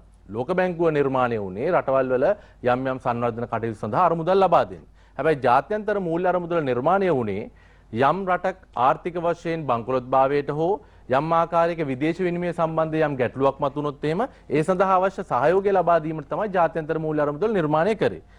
අපේ රට මේ වන විට 16 වතාවක් ජාත්‍යන්තර මූල්‍ය අරමුදල සමග ගනුදෙනු කරලා තියෙනවා. විශේෂයෙන්ම අද ඕකේ අර මහා බහිරවයක් නිර්මාණය කරන මේ රාජපක්ෂ කඳවුර එදා යුද්ධයෙන් පස්සේ වැඩිම ආධාර මුදල් ටික ජාත්‍යන්තර මූල්‍ය අරමුදලෙන් ලබා ගත්තා. ඩොලර් බිලියන 2කට වැඩි ප්‍රමාණයක්. මම දැක්කා ජනමාධ්‍ය අමාත්‍යතුමා මේ මීට දින කිහිපයකට පෙර ප්‍රසිද්ධ මාධ්‍ය සාකච්ඡාවේදී කැබිනට් අර තීන්දුව තියෙන දැනුම් දීමේදී එතුමා ඒ බව ප්‍රකාශ කරා. මම හිතන්නේ ජේ.ආර්. ජයවර්ධන මහත්මයා මේ රටේ මුදල් ඇමතිවරයා හැටියට ඉන්නකොට තමයි මුලින්ම ජාත්‍යන්තර මූල්‍ය අරමුදලේ නායක සඳහා මේ ගිවිසුම් ගත්තා. ඔව් නිදහස අපි ලැබුණට පස්සේ ඒ කාලේ ඉඳලම සාකච්ඡා කරගෙන විවිධ අවස්ථා 16 වතාවක් අපි ලබා ගත්තා. යූ.බී. වන්නි නායක මුදල් ඇමතිවරයා හැටියට ඉන්නකොට ආචාර්ය එන්.එම්. පෙරේරා මහත්මයා මුදල් ඇමතිවරයා මේ සියලු අරන් තියෙනවා. සෑම අවස්ථාවකදී ගත්තා. ඒ ජාත්‍යන්තර මූල්‍ය අරමුදල සමාජික රටවල් 150කට වැඩි කණ්ඩායමකින් නිර්මාණය වෙලා තියෙන රටක් යම් අපහසුතාවයකට පත් වුණොත් මේ රට සඳහා උදව් ලබා දෙන්න. කොටින්ම කිව්වොත් එimhe ඉන්දියාව 90 දශකයේ මීට වැඩිය බරපතල ආර්ථික අර්බුදයකට මුහුණ පාන සිදු වුණා. ඒ වෙලාවේ මුදල් ඇමති හැටියට හිටියේ මන්මෝහන් සිං මුදල් අමාත්‍යයට පසුව දෙපාරක් අගමැති බවට පත් වුණා ඉන්දියාවේ. ඔහු ඒ වෙලාවේ දැඩි තීන්දුව తీරන නම් ජාත්‍යන්තර මූල්‍ය අරමුදල සමග සාකච්ඡා කරලා ඔවුන්ගේ ලබා දෙන උපදෙස් අරගෙන ඊට පස්සේ රාජ්‍ය ආයතන වලට යම් පෞද්ගලීකරණය කළා. ඒ වගේම නිදහස් ආර්ථික ප්‍රතිපත්ති නිර්මාණය කළා. ඉන්දියාව අද ලෝකයේ බලවත් රටක් බවට පත් වෙන තත්ත්වයට ගෙනාවේ එදා ඒ වගේ දැඩි තීන්දුව తీරන ගත්ත නිසා. හැබැයි ඒ වගේම බොහෝ රටවල් වල ජාත්‍යන්තර මූල්‍ය අරමුදලේ ඇඟිලි ගැසීම නිසා දැඩි අර්බුදකාරී තත්ත්වනුත් ඇති වෙලා තියෙනව නේද? මෙහෙමයි සුධර්මන්. යම් රටකට ජාත්‍යන්තර මූල්‍ය අරමුදලෙන් කියන්නේ මේක කරන්න අරක කරන්න කියලා. අපි තමයි ප්‍රතිපත්ති මාලාව සකස් කරලා ගිහලා උන්ට ලබා දෙන්නේ. ඊට පස්සේ ඔවුන් සමග සාකච්ඡා කරලා ඒක යම් විදිහට හදා ගන්න පුළුවන්. ඒක හරියට වෛද්‍යවරයෙක් ගාවට යනවා අපිට ලෙඩක් තියෙද්දි. අපි කියන අපිට මේ ලෙඩේ තියෙනවා කියලා. වෛද්‍යවරයා කියනවා එහෙනම් මේ ලෙඩේ හොඳ කරගන්න මෙන්න මේ ප්‍රතිකාර හා මේ ක්‍රියාමාර්ග ගන්න ඕනේ කියලා. ඒ වෛද්‍යවරයා අපිට එහෙම කියන්නේ අපිට තියෙන ආදරයට හා ලෙඩේ හොඳ කරගන්න. හැබැයි මුල් අවස්ථාවේදී බෙහෙත් පිත්තයි කියලා බෙහෙත් නොබී හිටියොත් එහෙම ලෙඩේ උස්සන්න වෙනවා. හැබැයි ලෙඩේ උස්සන්න වෙලා වෛද්‍යවරයා ගාවට ගියාට පස්සේ වෛද්‍යවරයාට ප්‍රතිකාර කරන්න බෑ. අද ඒ තත්ත්වයට තමයි මේ පත් වෙලා තියෙන්නේ. හැබැයි ලෙඩේ උස්සන්න උනාට පස්සේ අපි මුලින් කියපු දේ නොහාපු ආණ්ඩුව අන්න දැන් ජාත්‍යන්තර මූල්‍ය අරමුදලට ගිහිල්ලා තියෙනවා. හැබැයි ප්‍රමාද වැඩි. ඒ ප්‍රමාද වැඩි වීමේ හේතුව තමයි විදේශ ප්‍රේෂණ මිලියන 3000ක් පසුගිය මාසට කාලය පුරාවට අපිට අහිමි වුණේ. 210න් 15 නව දිනේ තිබ්බ ඩොලර් එක 280ක් වෙලා තියෙන අද ඒකයි. ඒ නිසා තමයි පාන් ගෙඩි 110ට ගිහිල්ලා, පෙට්‍රල් 250ට වැඩිය ගිහිල්ලා, ඩීසල් 170ත් 90ත් අතර ඇවිල්ලා, අද පාන් පිටි වැඩි වෙලා, කිරි පිටි වැඩි වෙලා, මේ සියල්ල වැඩි වෙලා රට නන්නත්තර වෙලා තියෙන්නේ. කරන්න ඕන දේ කරපු වෙලා කියපු වෙලාවේ නොකරපු නිසා. ඒත් එක්කම මේ ජාත්‍යන්තර මූල්‍ය අරමුදලට ගියා කියලා අපි කියන්නේ ඒකෙන් සියලු ප්‍රශ්න විසඳෙනවා කියලා. ඔවුන් සමග සාකච්ඡා කරාම සුධර්මන් වෙන්නේ අපි ඒ දෙන වැඩපිළිවෙලට ඔවුන්ුත් ඒ අවශ්‍ය විශේෂ ශක්ති දැනුම ලබා දීලා අපිට කියන වැඩපිළිවෙලක් ලබා දෙනවා. එහෙනම් අපි සාකච්ඡා කරලා මේ දේ කරමු කියලා. ඒත් එක්කම යම් ණය මුදලක් ලබා දෙනවා. ඒ වැඩපිළිවෙල ක්‍රියාත්මක කරන්න. ඒ වගේම තමයි මේකෙන් වෙන අපිට වැදගත්ම දේ තමයි එතකොට ලෝකේ රටවල් පිළිගන්නවා හරි දැන් අපේ ශ්‍රී ලංකාවට කිසි ආර්ථික අර්බුදයක් නොවන තත්ත්වයටපත් වෙයි. මොකද ජාත්‍යන්තර මූල්‍ය අරමුදල ඒ සඳහා ඇපයට ඉන්නවා. එතකොට අන්න අපිට නැවත වතාවක් ජාත්‍යන්තර වෙළඳපොළට යන්න පුළුවන්. දැන් උදාහරණයක් වශයෙන් අපේ තරුණ සහෝදරයෙක් කිව්වා 20යි 20 21 මේ ස්වරී බැඳුම් කර ගත්තේ නැහැ කියලා. සුධර්මන් ජාත්‍යන්තර මූල්‍ය වෙළඳපොළට ගිහිල්ලා $1 එකක්වත් දැන් අපිට ගන්න බෑ. ඒ නිසා තමයි අපි ඉන්දියාව පස්සේ ගිහිල්ලා කීයද හිඟා ගන්නේ. මොකද අපේ රට ණය ශ්‍රේණිගත කිරීම ආයතන වලින් බංකොලොත් වෙන්න ඔන්න මෙන්න රටක් හැටියට පත් කරලා තියෙනවා. හෙට හෝ අනිද්දා චීනෙන් දැන් ලියලා තියාගන්න චීනෙන් අනිවාර්ය ලියුමක් යනවා චීනට මුදල් අමාත්‍යාංශයෙන් ඉදිරියේදී ගෙවන ඩොලර් මිලියන 150 හෝ 300 අපිට ගෙවන්න බෑ කියලා. ඒ සඳහා කාලයක් ලබා දෙන්න කියලා. ඒ කාලයක් ලබා දෙන්න කියලා ඉල්ලන්නේ. ඇයි ඉන්දියාවට ගිහලා කාලයක් ලබා දෙන්න කියලා ඉල්ලන්නේ? ඒ මොකද අපි ගාව ඩොලර් නැති හින්දා. ඒ නිසා තමයි මුලින්ුත් කිව්ව ජාත්‍යන්තර මූල්‍ය අරමුදලට යන්න කියලා. එතකොට අපි ඒකට ගියාම අපිට අර කියපු සහයෝගය හා ලෝකයේ විශ්වාසය ඇති වුනහම අපිට ලෝකයේ අනිත් රටවල් වලින් යම් ආකාරයක ණය මුදල් හා ස්වරී බැඳුම් කරලින් නැවත ඩොලර් ප්‍රමාණයක් හා ඒ වගේම ණය ප්‍රතිව්‍යුහගත කරන්න පුළුවන්. අපිට මේ අවුරුද්දේ විතර සුධර්මන් තව තියෙන ඩොලර් බිලියන 6.5ක් ගෙවන්න. අපි මුල් අවස්ථාවෙත් කිව්වා මිලියන 500 ගෙවන්න එපා කියලා. ඒ ඩොලර් මිලියන 500 තියාගත්තා නම් අපිට බෙහෙත් ටික හා අත්‍යවශ්‍ය ආහාර ද්‍රව්‍ය ටික මේ රටේ මිනිස්සුන්ට ගෙනහලා දෙන්න පුළුවන්. දැන් ඔතුමා ඔහොම කිව්වට දැන් ඔතුමා නියෝජනය කරන පක්ෂයේ මේ විපක්ෂ නායක සජිත් ප්‍රේමදාස මහත්මයා ප්‍රකාශයක් කරලා තිබ්බා ඔහු මේ වෙලාවේ ඉන්නවා නම් ඔහු ගිහලා කාලය ඉල්ල ගන්නවා කියලා. කාලේ පැහැදිලිවම කාලේ ඉල්ල ගන්නවා කියන සුධර්මන් හරියට හරි කාලේ ඉල්ල ගන්නවා කියන්නේ සුධර්මන් අපිට විදේශීය ප්‍රේෂණ වලින් හම්බෙන ඩොලර් බිලියන 7කට ආසන්න ප්‍රමාණයක ඩොලර් බිලියන 5 වෙලා තියෙනවා. ඊට පස්සේ සංචාර කර්මාන්තයෙන් සාමාන්‍යයෙන් හොඳ වෙලාවට ඩොලර් බිලියන 5ක් හම්බ වෙනවා. දැන් 2ක් 3ක් හම්බෙන්නේ. අපනයන වලින් ඩොලර් බිලියන 12ක් විතර හම්බ වෙනවා. හැබැයි ආනයන විදියේම ඩොලර් බිලියන 21යි. ඒ වගේම තමයි ණය ගෙවන් තියෙන ඩොලර් බිලියන 6ක්. එතකොට ওই ඩොලර් බිලියන 6 අපි කාලේ ලබා ගත්තොත් එහෙම අපි ගාව තියෙන ඩොලර් ටික අපේ අත්‍යවශ්‍ය භාණ්ඩ හා සේවා ලබා ගෙන්වා ගැනීමට හා අපේ රට යම් ආකාරයක පවත්වාගෙන යන්න පුළුවන්.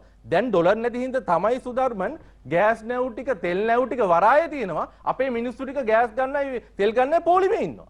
මේක නැත්ත තත්ත්වය. හැබැයි කොහෙන් හරි එදා වේල ටුවර්ස් වගේ ඩොලර් ටිකක් හොයාගත්තාම අන්න එක ගෙවනවා. එතකොට අර කෝටි 12000 ප්‍රමාද ගාස්තු ගෙවනවා. මේක තමයි වෙලා තියෙන්නේ. අද දැන් අපේ අර රැංග සහෝදරයා කිව්වා වගේ මෙතන දැන් උත්තර හොයන්න ප්‍රශ්න දැනගන්න එපා. දැන් අපිට තේරෙන්නේ නැහැ ඉස්සරහට එන ප්‍රශ්නේ මොකක්ද කියලා. හොඳම උදාහරණයක් මම කියන්න. ඊළඟට එන කන්නේ කෘෂිකර්මාන්තයේ සාමාන්‍යයෙන් හෙක්ටයාර ලක්ෂ 6ක් අපි වගා කරනවා. ආණ්ඩුව විශ්වාස කරන හෙක්ටයාර ලක්ෂ 5ක් මේ පාර වගා කරයි කියලා. ඒ සඳහා යූරියා පොර ඕනේ මෙට්‍රික් ටොන් 88000ක්. පොර සමාගම් දෙකක් මේ වෙනකොට ගෙඩහල් තියෙන්නේ යූරියා මෙට්‍රික් ටොන් 1500යි. දැන් හිතන්න සුධර්මන් මේ රටේ කෘෂිකර්මාන්තයට මොකද වෙන්නේ? අපේ රටේ රැකියාව වලින් 125ක් තාමත් තියෙන කෘෂිකර්මාන්තේ. එතකොට තව මාසෙකින් 2කින් 3කින් 4කින් අපිට වී නෑ. අපිට එළවලු නෑ. අන්තිමට ඒ ටිකක් ගේන්න යන්න වෙනවා පිටරට. එතකොට ඒ වලට කොහින්ද ඩොලර්? එතකොට අපේ මිනිස්සු මෙච්චර කල් වගා කරගෙන අපි කාපු දේත් අපිට නැති වෙනවා. පිටරටින් ගේන ඇපල් මිදි, ඔය චීස්, චොකලට් නවත්තන්නකෝ. අපි වී ටික හදලා හාල් ටික හදාගත්තා. අපි එළවලු ටික හදාගත්තා. අද ඒ ටිකක් නැති කරන තත්ත්වෙට මේ ආණ්ඩුව ගන්න තකතිරු තීන්දුව తీර නිසා අපේ රටේ මහජනතාව පාරට වැටලා ඒ වලින් දුක් විඳිනවා. ඒ නිසා ඉතාමත් පැහැදිලිව කියන්නේ මේ වෙලාව සුධර්මන් ජාතික ආණ්ඩුව හදන්නවත් වෙන මොකක්වත් කරන්න ඕන වෙලාවක් නෙමේ. රටේ මිනිසුන්ට ඇත්ත කියන්න ඕනේ. කබ්රාල ඇවිල්ලා කියනවා ඩොලර් තියෙනවා කියලා බැංකු වලට ගියාම ඩොලර් නැහැ. අපේ ගාමින් ලොග්ගේ මැතිතුමා ඇවිල්ලා කියනවා තෙල් තියෙනවා කියලා ෂෙඩ් වලට ගියාම තෙල් නැහැ. මුදල් ඇමතුමා ඇවිල්ලා කියනවා ගෑස් තියෙනවා සියලු අත්‍යවශ්‍ය ආහාර ද්‍රව්‍ය තියෙනවා කියලා මිනිස්සු කඩවල වලට ගියාම ඒව නැහැ. ඒ වගේම අපේ රෝගීන්ට බෙහෙත් ගන්න ගියාම ෆාමසි වල බෙහෙත් නැහැ. ඒ නිසා තවදුරටත් බොරු කියන්න එපා. ඇත්ත විදේශ සංචිත ප්‍රමාණය කියන්නේ. සුධර්මන්වත් දන්නවද මේ මාධ්‍යවේදියෙක් හැටියට අපේ රටේ කොච්චර විදේශ සංචිත තියෙනවා කියලා? නැහැ. අපි දන්නවා ඩොලර් බිලියන 6.5ක් ගෙවන්න තියෙනවා කියලා මේ අවුරුද්ද තුලට. අපි කවුරුත් දන්නවද කොහොමද ඒක ගෙවන්නේ කියලා? නැහැ. ඒ නිසා අද අපි සියලු දෙනා නන්නත්තර වෙලා අඳුරේ අතපාත ගන්න තත්ත්වයක්පත් වෙලා තියෙනවා. ඒ නිසා ජාත්‍යන්තර මූල්‍ය අරමුදලින් මේ රට ගැන ඇත්ත කරපු විවරණය රටේ ජනතාව දැනුවත් කරන්න. ඒ වගේම ආණ්ඩුව මේ රටේ ජනතාවට ඇත්ත කියන්න ඕනේ. ඇත්ත කියලා ඇත්ත සත්‍යයෙන් කියන්න. පස්වෙන් දැන් පස්සේ විදුලිය කපන්නේ නැහැ කිව්වා. අද රටේ හැමතැනම පැය 5ක් 7ක් විදුලිය කපනවා. ඊයර ජනාධිපතිතුමා ජාතිය අමතද්දි විතරයි විදුලිය කැපුවේ නැත්තේ. අනේ ඊට ඉස්සෙල්ලා පැය දෙකක් තුනක් මේ විදුලිය කැපුවා. ඒ නිසා ඉතින් ජනාධිපතිතුමා කියපු විදියට මේ රටේ ජනතාවට තෙරුවන්ගෙම සරණයි. සංජය කරුණාරත්න දැන් මේ කියන විදිහට ඇත්තටම රටේ ජනතාවට තෙරුවන්ගේ සරණයිද කියන්න වෙලා තියෙන්නේ. දැන් ඔබතුමන්ලා මම අර මුලිනුත් ඔබතුමන්ලා සෑහෙන මහන්සි වෙලා ගත්ත ආණ්ඩුවක්. ඔබතුමන්ලා නොසෑහෙන කැපවීම කරලා මම හිතන්නේ සංවිධාන කටයුතු කරලා ගම් වලට ගිහිල්ලා අර ගම සමග පිළිසඳර පටන් ගත්තෙත් මම දන්න විදියට ශ්‍රී ලංකා පොදු ජන තරුණ හැටියට ඔබතුමන්ලා ගමක් ගාන ගියා. ගිහිල්ලා මේ සෞභාග්‍ය දැක්ම ප්‍රතිපත්ති මාලාව හදන්නත් මම හිතන්නේ කෙටුම්පත් සැකසුවා ඒ කරුණ හරහා. මම ඉතින් ලොකු වැඩ කොටසක් කරා. හැබැයි දැන් ගමට යන්න පුළුවන්ද? දැන් ගිහිල්ලා ගමට ගිහිල්ලා ආයෙත් මේ තියෙන තත්ත්වය මේකයි කියලා කියන්න පුළුවන් තත්ත්වයක් උද්ගත වෙලා තියෙනවද? ඔබතුමන්ලාට පුළුවන්කම තියෙනවද පැහැදිලිවම කියන්න මේ ප්‍රශ්නෙන් ගොඩ එන්න තරුණ හැටියට පොදු ජන තරුණ පෙරමුණ හැටියට ඔව් අපිත් ලෑස්ති මෙන්න මේකයි අපේ සැලැස්ම කියලා. මොකක්ද ඇත්තටම සැලැස්ම? ඇත්තෙන්ම සුධර්මන් දැන් මේ සාකච්ඡාවේදී මතු කරුණ අනුව බැලුවහම අපිට අපේ ශ්‍රීලාල් සහෝදරයා සඳහන් කරා වගේ ජනාධිපතිතුමා ප්‍රමුඛ රජය අපි අභියෝගයක් අරන් තිනවා මේ ප්‍රශ්නය තව දුරටත් ඉදිරි ආණ්ඩුවකට නැත්නම් ඉදිරි පරම්පරාවකට නොදෙන්න අපි මේක කළමනාකරණය කළ යුතුයි කියන එක. ඒක අභියෝගයක්. දැන් අපිට ගමට යන්න පුළුවන් මෙතුමා කිව්වා වගේ IMF එකට ගිහිල්ලා තව ඔය කියන විදිහට ණය මේ ඩිෆෝල්ට් කරලා දැන් ඔය බටහිරින් යන සංකල්පනේ මේ මොකද්ද එක්සත් ජාතික පක්ෂය ප්‍රමුඛ ඒ දේශපාලන ප්‍රවාහයේ තියෙන්නේ බටහිරෙන් නමක් කිව්වොත් තමයි ඒක ඒ කියන්නේ ඒක තමයි ගොස්පල් එක. මම ඒක කියන්නේ ඒක මම විවේචනය කරනවා නෙවෙයි මම කියන්නේ තවත් මාන තියෙනවා අපි එදිහා බලන්න ඕන මම මේකයි කියන්නේ. දැන් අපි දේශීය කියන්නේ ඔටෝක්‍රැටික් ඉකොනොමියක් දේශීය ආර්ථිකයක් දේශීය මේ ව්‍යවසායකත්වයක් ගොඩනගන්න දැන් IMF එකට ගියොත් IMF එක අපිට ආධාර කරයි. අනිවාර්යයෙන්ම යම් ආකාරයක සහන පැකේජ් එකක් දෙයි. නමුත් ප්‍රශ්නේ තියෙන්නේ දීර්ඝකාලීනව අපි තවත් මේකට කොටු වෙන එක විතරයි වෙන්නේ. අපිට මේකෙන් නිදහසක් ලැබෙන්නේ අපිට පුළුවන් මේක මේ ප්‍රශ්නේ රෝල් කරලා ඊළඟ පරම්පරාවකට බාර දෙන්න. දැන් මේකේ උදාහරණය ඔබතුමා දකින්න IMF එකට යන්නේක වැරද්දක් හැටියට තමයි IMF එකට යන්නේක නෙමෙයි ප්‍රශ්නේ තියෙන්නේ. දැන් IMF එකට 16 වතාවක්. උදාහරණ මට ප්‍රශ්නයක් අහන්න. පුළුවන් ඔබතුමාට මේ වටේදී ප්‍රශ්න අහන්න පුළුවන්. සහෝදරයා එතකොට උදාහරණයක් වශයෙන් IMF එක යන්නේ නැහැ කියලා කියමුකෝ. යන්නේ නැහැ කියන එක නෙවෙයි මම කියන්නේ. මම කියන්නේ IMF එකට යන එක එකම ඔබතුමාලා අපේ මේ මතවාදම යුරෝපයේ IMF යන්නද මොකක්ද තියෙන විසඳුම මේක? නෑ මම කියන්නේ සභාපතිතුමා IMF එකට යන එක නෙමෙයි එකම විසඳුම. හරි ඊළඟ තියෙන විසඳුම කියන්නේ දැන් ඩොලර් බිලියන 6.5ක් ඔක්කොම එකතු කරන් ඩොලර් බිලියන 11ක් විතර ඉදිරි මාස 8 ගෙවන්න ඕනේ. ඩොලර් බිලියන 11 අපි කොහොමද හොයාගන්නේ? නෑ මෙහෙම ප්‍රශ්නයක් තියෙනවානේ ඩොලර් මිලියන 11 කොහොමද ඩොලර් බිලියන 11 කියන ප්‍රශ්නේ අදේ ආපු ප්‍රශ්නයක් නෙමෙයි. නෑ දැන් මේ අවුරුද්දේ නෝ කියන්නේ ගිය අවුරුද්දේ තිබෙන්නේ නෑ. අදේ ආපු ප්‍රශ්නයක් නෙමෙයි. මේ අවුරුද්දේ තමයි ඔය ප්‍රශ්නේ ඒක ඔබතුමන්ලා කාලෙත් තිබිච්ච ප්‍රශ්නයක්. නෑ කොයි කාලෙද අපි නෑ කොයි කාලේ ඔබතුමන්ලා ඒතර ඔබතුමන්ලා කරේ කොයි කාලෙත් තිබ්බේ? නෑ ඔබතුමන්ලා කරේ කොයි කාලෙත් තිබ්බේ? පොඩ්ඩක් ඉන්නකෝ ඔබතුමන්ලා කාලේ කරේ ඔබතුමන්ලා මේ මොකද්ද ස්වෛරී බැඳුම් කර ඩොලර් මිලියන 12.5 sorry ඩොලර් 12.5 හරි දැන් ඔබතුමා දන්නවද මේ අහන්නකෝ ඔබතුමා දන්නවද ජාත්‍යන්තර මූල්‍ය වෙළඳපොලේ මේ වෙනිට ඩොලරයක්වත් අපිට දෙන්නේ නැහැ කියලා? නෑ නෑ ඔබ දැන් ඇයි ගන්න නැත්තේ? අපිට මේ ඇයි ඉන්දියාවෙන් හිඟා ගන්න? ඇයි චීනෙන් හිඟා ගන්න? ඇයි ගන්න නැත්තේ? ජාත්‍යන්තර මූල්‍ය වෙළඳපොලෙන් ගන්න ණයවල තියෙන විශේෂත්වයක් තමයි ඇයි කොයි ඒකට අපිට ග්‍රේස් පීරියඩ් එකක් නැහැ. අපිට සහන කාලයක් අපිට ලැබෙන්නේ නැහැ. මේ ආණ්ඩුව බොරු කියන එක මේ තරුණ සහෝදරයන්ට කරන්න දෙයක් නැහැ. මම උන්ගේ පැටලෙන කැමති නැහැ. නමුත් මේ රටේ හැමෝම දන්නවා සුධර්මන් මේ වෙලාවේ ජාත්‍යන්තරයේ කිසිම තැනකින් අපිට ණය ජාත්‍යන්තර ස්වෛරී බැඳුම් කර වලින් සුධර්ම ගන්න ණය වලට අපිට ග්‍රේස් පීරියඩ් එකක් නැහැ. ඒකේ ඊල්ඩ් එක ඒක පොලිය තීරණය වෙන්නේ ඒ රටේ ඒ පවතින මේ ඒ යකට පවතින මේ මොකද්ද ආර්ථික ස්වභාවය අනුව. ඒ වගේම තමයි ඒව අනිවාර්යයෙන්ම ගෙවන්න දෙන්නේ කෙටි කාලයක්. තේරෙනවද? එතකොට අපිට දැන් ඔය කතා කරන්නේ අපි ගිහිල්ලා කියනවා ඒව නැවත ප්‍රතිව්‍යුහගත කරමු. අපි රීස්ට්‍රක්චර් කරමු. අපි IMF එකක්. දැන් සභාපතිතුමා අපි 16 වතාවක් IMF ගියා කියලා ඔබතුමා කියනවානේ. දැන් මේ 16 වතාවක් ගිහිල්ලා විසඳිච්ච නැති ප්‍රශ්නයක් 17 වෙනි වතාවට ගිහිල්ලා විසඳෙයිද? මම ඔබතුමාට මම කියන හරි, දේ 16 මේ අහගන්න. ඉතින් අපි කියන්නේ දැන් ඔබතුමා මට බාධා කරන්න මට බාධා ඔබතුමා කියන්නේ ඒක මේ කෙටි කාලීන විසඳුමකට හොඳයි දීර්ඝ කාලීන විසඳුමකට සුදුසු නැහැ කියන එක. කෙටි කාලීන විසඳුමකට ඔව් යම් ආකාරයක පොඩි අපිට බ්‍රීදිං ස්පේස් එක පොඩි හුස්ම ගැනීමේ මෙයක් අපිට ලැබෙන. නමුත් ඇත්ත වශයෙන්ම ඒක තුල ඒක නෙමෙයි විසඳුම කියන එකයි මම කියන්නේ. අපේ ආර්ථික ප්‍රතිපත්තියක් අපි ආරම්භ කරා මේ රට අපි බලයට එද්දී අපි යම් ආකාරයක ආර්ථික ප්‍රතිපත්තියක් මේ පවතින දේශපාලන මේ තුල අපි ගොඩනගලා තියෙනවා. නමුත් අවාසනාවකට කොවිඩ් එක හෝ දැන් ඔය යුක්‍රේන තත්ත්ව ඔය වගේ ගෝලීය තත්ත්ව මත අපිට ඒක ක්‍රියාත්මක කරන්න බැරි වුණා. නමුත් ඒ කියන්නේ මට දැන් තේරුම් ගන්න ඇත්තටම අහන්නේ ඒ කියන්නේ දැන් ඊයේ ජනාධිපතිතුමාගේ කතාවේදී නිශ්චිතවම එතුමා කිව්වා දැන් අපි මූල්‍ය මේ IMF යනවා කියලා. දැන් මෙතුමාගේ පැත්තෙන් එන දේ තමයි නිකන් ඒක නිකන් ඕන්නේ නැහැ වගේ නිකන් වන්න එකක් තියෙනවා. ඒක වැරදි. මම ඔයාලට බාධා කරන්නේ නැහැ. මං අහන්නේ මේ දැන් අපිටනේ මොකක් හරි දැන් නායකතුමා රටේ නායකයා කියනවා IMF යනවා කියලා.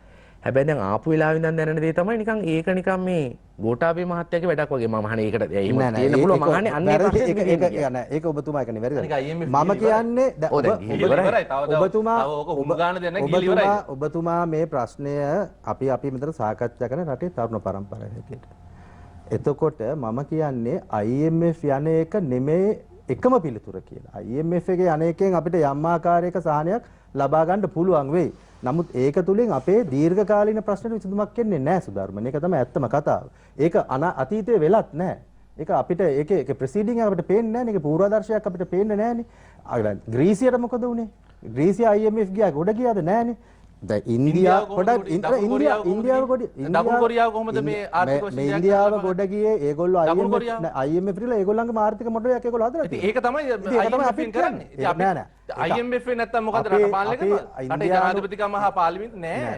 සහෝදරයා මෙහෙමයි. ජාත්‍යන්තර මූලධනගේ සහයෝගය දෙන එක. හරි.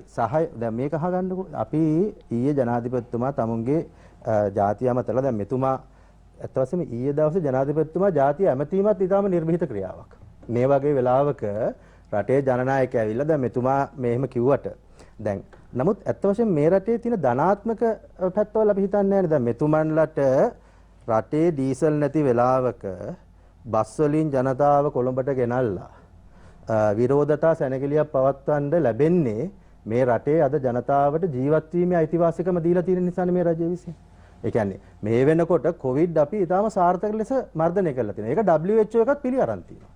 WHO එක පිළි අරගෙන දැන් අපිට මම හිතන්නේ අපිට යම් ආකාරයක ආධාරයකුත් ලැබෙනවා මේ WHO එකෙන් අපි ඒ කරපු කාර්යයට මේ කියන්නේ රටේ ප්‍රශ්න නැහැ කියන නෑ රටේ ප්‍රශ්න තියෙනවා. රටේ කවදත් ප්‍රශ්න තියෙයි සභාපතිතුමා. රටේ ප්‍රශ්න ඔහොම නෙමෙයි.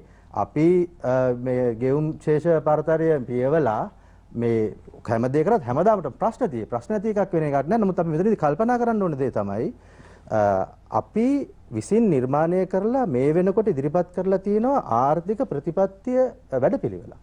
දැන් මේ වැඩපිළිවෙල ගැන එක්කෝ මේගොල්ලෝ දැනුවත් ඒකින්ද මේ වැඩපිළිවෙල ක්‍රියාත්මක කිරීම තුලින් මේගොල්ලන්ට වෙන දේශපාලනික පසුබෑම ගැන මේගොල්ලෝ බය වෙලා මේගොල්ලන්ට සහයෝගය දෙන්නේ නැහැ. නැත්තම් මේගොල්ලෝ දැනුවත් නැහැ. මම දකින්න විදිහට ඒක තමයි. නමුත් ඇත්ත වශයෙන්ම මේ වෙනකොට ඊ타මත්ම ක්‍රියාත්මක කළ හැකි ප්‍රායෝගික ආර්ථික ප්‍රතිව්‍යුහගත වැඩපිළිවෙලක් මහ බැංකුව විසින් සහ රජය විසින් අපි ක්‍රියාත්මක කළා තියෙනවා. නමුත් ප්‍රශ්නේ තියෙන්නේ මේකනේ. දැන් සංජු ගත්තොත් දැන් රට හමුවේ තියෙන මූලික ප්‍රශ්නේ ඩොලර් පිළිබඳ ප්‍රශ්නය. ඒක තමයි දැවෙනම ප්‍රශ්නය. මොකද හැම දෙයකටම මුල් වෙලා තියෙන මේ ඩොලර් පිළිබඳ ප්‍රශ්නය. දැනට මේ ප්‍රශ්නය විසඳ ගන්න ක්ෂණික ක්‍රියාමාර්ගයක් හැටියට දැන් IMF එක ඉස්සරහට දැන් ඇත්තටම ගිහිල්ලා ඉවරයි. ඒක දොරකඩ නෙමෙයි දැන් මේ සෙටම ගිහිල්ලා ඉවරයි. දැන් එතකොට මේකෙන් විසඳුමක් ලැබෙයිද? දැන් ඔබතුමා කියන මේ දීර්ඝකාලීන විසඳුම සංකල්පයක් හැටියට යථාර්ථයක් කරගන්න ඕනේ දෙයක්. දැන් මේ ක්ෂණික විසඳුම මොකක්ද? මේ රටේ ජනතාවට දෙන්න පුළුවන් ක්ෂණික විසඳුම මොකක්ද? සුධර්මන් මේ වෙනකොට අපි හොඳින්ම දන්න දෙයක් තමයි ඉන්දියාව. දැන් මෙතුමන්ලා විපක්ෂය අපිට පහුගිය කාලේ කිව්වා ඉන්දියාවට යට වැඩක් නැහැ. ඉන්දියාවෙන් මුකුත් ලැබෙන්නේ නැහැ. මොකද්ද? නමුත් අපි අද ඉන්දියාව මේ වෙනකොට අපිට ඩොලර් ඩොලර් බිලියන එකක ඩොලර් බිලියන ඩොලර් බිලියන එකක ණයක් දීලා තියෙනවා. ඒ වගේම ඒක ඇත්ත වශයෙන්ම ඩොලර් බිලියන 1.9ක්. ඒකේ පළවෙනි අධිරාජ්‍යයට තමයි අපි ඩොලර් බිලියන එකක් ලැබෙන්නේ.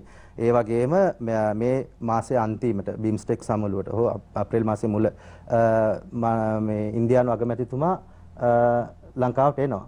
ඒතර ඒ වෙනකොට අපිට මේ தත්ත්වය ගොඩාක් හොඳට කල්පනාකරණය කරලා අපිට විශ්වාසයක් තියෙනවා අපිට ඉන්දියාව ඇතුළු අනිකුත් රටවල් තවත් උදව් කරන්න පෙළඹෙයි කියලා. හැබැයි ඉතින් ඒක IMF එකෙන් එන අර ඔබතුමා කිව්වා වගේ IMF එකෙන් එන එක හරි බලාගෙන ඒක දැන් ප්‍රශ්නේ හරි කියලා අපි වැඩේ අතෑරියොත් අපි රේස් එක අතෑරියොත් අපි පරාදයි. අපි අතීතයේ වුණා වගේම අපි පරාදයි. මම කියන්නේ ඒක නිසා අපි දීර්ඝකාලීන වැඩපිළිවෙලක් අපි යෝජනා කරලා තිනවා. උදව්සම් කරනවා නෝ. ඔව් ඒක අපිට මම සඳහන් කරන්න මගේ අන්තිම වටේදී ඒ දීර්ඝකාලීන වැඩපිළිවෙලට අපි ඉදිරියට ගියොත් මේ ප්‍රශ්නය නැවත ආයි විකාශ වෙනවා. ඒතකොට මේ අපේ මොකද ජනතා විමුක්ති පෙරමුණේ සහෝදරයා කිව්වා වගේ මේ මොකද්ද හෙට මොනවා වෙයිද කියන එක දන්නේ නැහැ වගේ දැන් ඔබතුමා අදහස් කරන්නේ. නමුත් මම කියන්නේ අපි පහුගිය කාලේ අපේ ප්‍රගති වාර්තාව ආරම්භ බලමුකෝ. අපිට කිව්වේ මොකද්ද ජනවාරි මාසයේ වෙද්දී රටේ පාරේ මිනිස්සු මැරිලා වැටේ. එතකොට මේක පාලනය කරන්න බැරි තත්ත්වයක් එයි. නෑ නෑ පොඩ්ඩක් ඉන්නකෝ ඔබතුමන්ලගේ පැත්තෙන් එවැනි ආවනේ නෑ නෑ අපේ මම කියන්නේ ඒ වගේ භයංකර චිත්‍රයක් නැවුවනේ. දැන් මොකද්ද එහෙන සුන්දරයිද? කට්ටිය පෝලිං වල ඉඳලා අර බුදුරජාණන් වහන්සේ කිව්වේ මැරිච්ච නැති ගෙදරකින් අබාරන් එන්නේ කියලා. පුළුවන් නම් ආණ්ඩුවට මේ පවතින ඔක්කොම ඩීසල් මේ අතර ඔබතුමන්ලා කොළඹට ඇවිල්ලා කාලා බීලා පාටියක් දාලා ගියානේ. හරිද ඔබතුමන්ලට විරෝධතාවය කරන්න අවශ්‍යද හෙට ජේවිපී හෙට මෙතුමන්ලත් කොළඹට එනවානේ මම කියන්නේ ජනාධිපතිතුමත් ඔහොම තමයි කිව්වේ ප්‍රශ්න තියෙනවා නැවත වතාවක් මිනිස්සුන්ට කිව්වා හරි ඔබතුමාසන් කරනවා ඔව් මම කියන්නේ මේක අපි මෙතුමන්ලා කියනවා වගේ හැමදාම මේ ප්‍රශ්නයක් තියෙනවා කියලා කෑ ගැහුවොත් අනිවාර්යෙන්ම ඉතින් අපිට කොරහේ කිඹුල්ල දකින්න පුළුවන් වෙයි සහෝදරයා. ඇත්ත වශයෙන්ම නමුත් අපි තරුණයෝ හැටියට අපි තරුණ පරම්පරාවක් නියෝජනය කරන හැටියට මීට වඩා ධනවාදීව සහ මීට වඩා ප්‍රගතිශීලීව අපි දේවල් වලට යොමු වෙ යුතුයි. ඒක තමයි මම කියන්නේ. රංග ගුණසේකර දැන් ඔබතුමා කියනකට ඔබතුමා කිව්වා දැන් IMF එක ගැන අපි දැන් මේ කතා බහ මේක කරලියට ඇවිල්ලා තියෙන නිසා මොකද මේ පසුගිය සතියේ ජනතා විමුක්ති පෙරමුණ නියෝජනයේ ජනබලවේගයේ නියෝජනය කරමු නියෝජිතයා සඳහන් කරේ කියන්නේ මැදමාවතේ යන ආර්ථිකයක් තමයි මැදමාවතේ යන ක්‍රමවේදයක් තුලින් තමයි මේ රට ගොඩ ගන්න පුළුවන් කියලා. දැන් අපි මේ IMF එක ගැන කතාවේදී අපි ඉතිහාසය ගත්තොත් ඉතිහාසය අපි දැකලා තියෙනවා සිරිමාවර්ඩි බණ්ඩාරනායක මැතිණියගේ ආණ්ඩුව කාලේ මේ ගත්ත IMF එකෙන් ණය ගත්තා. එතකොට මුදල් අමාත්‍යවරයා හැටියට හිටියේ ආචාර්ය ඇන්.එම්. පෙරේරා මහත්මයා කෙටි කාලයක්. අවුරුදු කිහිපයක්. ඊට පස්සේ ෆීලික්ස් ඩයස් බණ්ඩාරනායක මහත්මයා මුදල් ඇමතිවරයා. හැබැයි ෆීලික්ස් ඩයස් බණ්ඩාරනායක මහත්මයා එන්න කලින් ආචාර්ය ඇන්.එම්. පෙරේරා මහත්මයා ගත්ත ඒ IMF ණය මුදල નિયમિત විදිහට කටයුතු කරලා નિયમિત විදිහට ගෙවලා දාපු ඉතිහාසයකුත් අපිට තියෙනවා. හැබැයි ඒ ඉතිහාසයේ වර්තමානයේ සහ අනාගතයේ මොකක්ද වෙන්නේ කියන එක අපිට නිශ්චිතව කියන්න බෑ. දැන් ජනතා විමුක්ති පෙරමුණ හැටියට. දැන් ඔබතුමන්ලා අපි තුමු ආණ්ඩුව ගන්නවා. දැන් ඔබතුමන්ලා කියනවනේ යන්න කියලා. ඔබතුමන්ලා කියන්නේ මේක නෙමෙයි ජනතාව දැන් කියන්නේ ඵලයල්ලා කියලා. එහෙනම් ඔබතුමන්ලා මේ ආණ්ඩුව ගත්ත. එහෙම නැත්නම් මේ රට පාලනය කරන්න බාරගත්තා කියනවා. දැන් ඔබතුමා තරුණ ක්‍රියාකාරකයෙක් හැටියට ජනතා විමුක්ති පෙරමුණේ තරුණ බලවේගයේ ප්‍රබලයෙක් හැටියට. දැන් ආණ්ඩුව ඔබතුමන්ලා අතට ගත්තොත් මොන ආකාරයෙන්ද මේ ප්‍රශ්න ටික විසඳගන්නේ? මේ ආර්ථිකය විසඳන්නේ කොහොමද? ඩොලර් ටික ඉතා ඉක්මනින් බැංකු වලට දාගන්නේ කොහොමද? මේ පෝලින් ටික නැති කරගන්නේ කොහොමද? මොකද්ද සැලැස්ම ඔබතුමාලගේ? සුධර්මන් පළවෙනිම දේ තමයි විශේෂයෙන්ම අවුරුදු 74කට පස්සේ අපි රට බලයට අත්පත් කරගන්නවා කියලා කියන්නේ මේ තියෙන සාමාන්‍ය තත්ත්වෙ නෙමෙයි. ඒ කියන්නේ අනිවාර්යයෙන්ම මේ ඉන්නේ බලාපොරොත්තු බිඳ වැටිච්ච තියෙන සමාජයක්. හැබැයි අපි ජයග්‍රහණය කරනවා කියලා කියන්නේ නැවතත් වටේකින් රට ඇතුලේ නැවතත් බලාපොරොත්තු ප්‍රමාණයක් මුදුන්පත් කරගත්ත සමාජයක් ඇතුලේ තමයි අපිට දේශපාලනය කරන්න වෙන්නේ. එතකොට ඒකේ අපි කල්පනා කරන දේ තමයි මම නිශ්චිතව කිව්වොත් එහෙම ඒ කියන්නේ අපි ඉන්න ජාතික ජනබලවේගය ජනතා විමුක්ති පෙරමුණත් අපි ඉන්න දේ තමයි අපි IMF යනවට අපි කැමති නෑ. අපි විරුද්ධයි. ඒක නිශ්චිතවයි. මොකද ලෝකේ IMF එකෙන් ගොඩ ගිය එක රටක්වත් නෑ. අර්බුදයට ගිහිල්ලා ණයට අරගෙන ඒක තමයි කරේ. හැබැයි මේ ගොල්ලන්ගේ පැත්තෙන් තියෙන දේ තමයි ඒ කියන්නේ බොරුවට ඒ කියන්නේ බොරු සංවාදයක් තියෙන IMF එකට යන්නේ එක බොරු නිදලා. ඉතින් IMF එකට ගියා. ඔබතුමාලා බලයට ගත්තොත් මොනවද යන්නේ? නෑ අපි යන්නේ. සහ දෙවැනි එක තමයි සමායන දැන් ඔබතුමා කියනවා දැන් මේ ජනතා බලාපොරොත්තු මුදුන්පත් වුණාම තමයි ඔයගොල්ලෝ බලයටපත් වෙන්නේ කියලා. කියන්නේ ඔබතුමන්ලා ඉන්නේ මේ කවුරු හරි මේ ප්‍රශ්න ටික ඔක්කොම විසඳුවෙන් පස්සේ ඇවිල්ලා බලය ගන්නවද නැත්නම් මේ ප්‍රශ්න වලට උත්තරයක් හොයන්න බලය ගන්නවද කියන්නේ. දැන් මං හිතන්නේ එහෙම එකක් නෙමෙයි මම කිව්වේනේ. ඒ කියන්නේ මට හිතෙන්නේ ඒක අදාළකමක් නැහැ කියලා. මම කියන්නේ මම කියාගෙන ආවේ ඒක නිසා එකක් IMF එක ප්‍රශ්නේ සම්බන්ධයෙන්. ඊළඟට දැන් ඔබතුමා ඇහුවේ අපි බලය ගත්තොත් කොහොමද ක්‍රියාත්මක කරන්න කියන මේ වෙලාවේ ඔබතුමාලා මේ වෙලාවේ පළවෙනි එකම තමයි අපි මිනිසුන්ට බලාපොරොත්තු දෙන්න ඕනකම තියෙනවා. ඒ බලාපොරොත්තු දෙන්න ඕනකම තියෙන්නේ නායකයෝ ගෙවල් වලට වෙලා ඉඳගෙන සැප විඳලා ඒගොල්ලන්ගේ දුවලා පුතාලා ටික රකිමින් ඉන්න දේශපාලනයක් දැන් අපේ රටට කරන්න බෑ. කවුරු හරි හිතනවා නම් අපේ රට මෙතනින් එහාට ගොඩනගන්න ඕනේ කියලා හාන්සි පුටුවක ඉඳලා පුටුවක ඉඳලා ඉතාමත් සුළු කණ්ඩායමක් විතරක් ඒ දේවල් වල දීපල අත්පත් කරගෙන විතරක් විඳින්න පුළුවන් කියලා ජීවිතේට අපේ රට ගොඩනගන්න බෑ. අපි කියන්නේ සංවර්ධනය වෙච්ච රටවල් තියෙනවා. ඒවට පුළුවන් රට සංවර්ධනය වෙච්ච තැනක තියෙනවා. නායකයන්ට ඇවිල්ලා රට ඉස්සරහට ගෙනියන්න තියෙන්නේ. අපේ රටේ එහෙම තියෙන්නේ සියලු දෙනා මැදිහත් වෙලා රට ගොඩනගන්න ඕනේ. අපිට පැහැදිලි විශ්වාසයක් තියෙනවා මේ රට ගොඩනගන්න පුළුවන්. පළවෙනි දේ තමයි අපි ගත්ත පළවෙනි වෙලාවේ තමයි නායකයාගේ ඉඳන් පහළ මට්ටම. ඒ කියන්නේ වගකීම් දරන ජනාධිපතිගේ ඉඳන් ප්‍රාදේශ සභා මන්ත්‍රී දක්වා සියලු වරදාන සියල්ලම අපි කපනවා. ඒ වගේම හිටපු ජනාධිපතිවරුත් දැන් ඉන්න ජනාධිපතිවරුත් ඒ තියෙන සියලු අනවශ්‍ය විදන් සියල්ලම අපි කපා හැරලා අපි රටට දෙන්නේ. ඒ කියන්නේ අපිට මේ පරිගන්න නෙමෙයි ප්‍රශ්නේ තියෙන්නේ. අපි පෙන්නනවා ආදර්ශයක් නායකයෝ වැඩේ කරන්න කැමතියි කියලා. ඒ රංග මම මේකට කියන්නේ ඔබතුමා කියන දේශපාලන ක්‍රියා දැන් රට ඇතුලේ කියන දේක් තමයි 225 විපාක කියන මතයකුත් ඇවිල්ලා තියෙනවානේ. එතකොට දේශපාලනඥයෝ ඉතා සැප විඳිනවා කියන මතයකුත් ඇවිල්ලා තියෙනවා. දැන් මේ මම අහන්නේ ඔබතුමා ජනතා විමුක්ති පෙරමුණ නියෝජනය කරන නිසා ජනතා විමුක්ති පෙරමුණේ නායකයන්ගෙන් ඇතමුන් ප්‍රශ්න කරනවා. ජීවිත ගත කරන්නේ කොහොමද? බැටුමක් ලබන්නේ නැත්නම් කොහොමද ජීවිත ගත කරන්නේ? සමහරු කියනවා මේ විදේශගතවල මේ ඉඩම් කර මම දන්නේ නැහැ මම කියන්නේ ඇතමුන් මේ කරන ප්‍රකාශ. ඔවුන්ගේ දරුවන් විදේශ රටවල ගිහිල්ලා ඉගෙන ගන්නවා මේ දරුවෝ කැටහොල්ලනවා මේ ගුටි ගන්නවා පෙළපාලි යනවා කියන. මෙන්න මේ චෝදනාවත් කොහොමද ඒ ආදර්ශීය ජනතා විමුක්ති පෙරමුණ මම හිතන්නේ සුධර්මන් මේ සංවාදය තුළදී ඕකේ අනන්ත අප්‍රමාණ වට උත්තර දීලා තියෙනවා. මට හිතෙන්නේ ඒක කිසි තේරුමක් නැහැ. ඉතින් කවුරු හරි කියනවා නම් ඒ කියන්නේ එහෙම දෙයක් නැහැ කියලාද ඔබතුමා කියන්නේ? නෑ මම කියන්නේ අපි කියනවා තියෙනවා කියලා. තියෙනවා. ඒක අදාළ නැහැ කියලාද? නෑ තියෙනවා කියන්නකෝ. ඒ තියෙන කෙනාට කියන්නකෝ ඒ ටික අපිට තියෙන තැනකින් අපිට ගෙනල්ලා දෙන්න කියලා අපි ඒගොල්ලන්ට දෙනවා. ඔය තියෙන මේ අපිට තියෙන ඔය අපේ නායකයන්ට තියෙනවා කියන ඉඩම කොහේ රටක?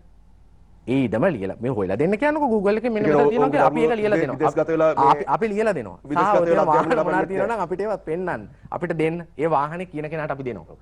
අපි අනන්ත ප්‍රමාණවක පැහැදිලි විදේශගතව මේ අධ්‍යාපනය ලබන්නේ නැද්ද මේ නායකයන්ගේ දරුවෝ කිසිම කෙනෙක්? නෑ නෑ මේ මං කියන්නේ මේ යන කතන්දර මේ රට ඇතුලේ නැහැනේ. කියන්නේ අපේ ඉන්න සාමාන්‍ය ඉන්න නායකයන්ගෙන් දරුවෝ අපි සාමාන්‍යයෙන් අධ්‍යාපනය ලබනවා. ඒ වගේම අපේ සමහර ඉන්න සහෝදරුන්ගේ ළමයි පිටරටට ගිහිල්ලා අධ්‍යාපනය ලබනවා. ඒක මේ නායකයෝද අය කියලා දාලා නෑ. ඒක නෙමෙයි මම මේ කියන්නේ. දැන් කියනවා නම් අපි රටේ ඉන්න මොකක් හරි අපිට දේපල මේ කොහේ හරි තියෙනවා වාහන තියෙනවා කියලා. ඉතින් ඕක අපි උත්තර දීලා තියෙනවා. පුළුවන් නම් ඒවා ගෙනත් දෙන්න අපි අනේ කියන කෙනාටම දෙනවා. කිසි ප්‍රශ්නයක් නෑ. මම මේ ඔබතුමා මතු කරපු ප්‍රශ්නේ කියන්න හදන්නේ දැන් මේ අපි බලය ගත්තොත් කොහොමද කියලා නම් වෙන ප්‍රශ්නෙට ආපු නිසා පළවෙනිම දේ තමයි එතකොට ඒක නිසා අපි මේකට ආදර්ශය දෙන්න දෙක. දෙවෙනි එක තමයි දැන් මෙතුමාගේ පැත්තෙනුත් දැන් මතුවෙමින් එනවනේ මේ ඉන්දියාවේ සංවාදී ඉන්දියාව ආධාර දෙන්න පටන් අරගෙන තියෙනවා. දැන් මොකද්ද මේ ඉන්දියාව කරමින් යන්නේ? අපි කියන්නේ දැන් මිනිහෙක් හරිනම් දැන් මම අමාරුවේ වටුණාට පස්සේ හරිනම් උදව් කරන්න ඕනකම තියෙන ඇත්තටනේ. හැබැයි දැන් ඉන්දියාව මොකද්ද කරමින් ඉන්නේ? චීනය මොකද්ද කරමින් ඉන්නේ? ඇමරිකාව මොකද්ද කරමින් ඉන්නේ? මේ අපේ තියෙන මේ අර්බුදේ මේ අපේ අවුරුදු 74ක් ඇතුලේ අපු දේශපාලන කාරණා මම ගෝඨාභය මහත්තයා කිව්වේ එකකට එකයි. ඇත්ත මේක ගෝඨාභය මහත්තයා විතරක් තනියෙන් හදපු එකක් නෙමෙයි. හැබැයි මතක තියාගන්න යාගේ අයියත් රට කරා. ඒ වගේම අනිත් හැම නායකයෙක්ම මේකට වක් කියන්න ඕනකම තියෙනවා. අපි කියනවා ඔව් ඒක ඇත්ත. හරිද? එතකොට මම කියන්නේ සුධර්මන් දැන් අපේ රටට මොකද්ද වෙලා තියෙන්නේ? මේ තියෙන්නේ අපේ රටේ බලශක්තිය ක්‍රමානුකූලව ඉන්දියාව, චීනය සහ ඇමරිකාව අත්පත් කරගන්න ක්‍රමය.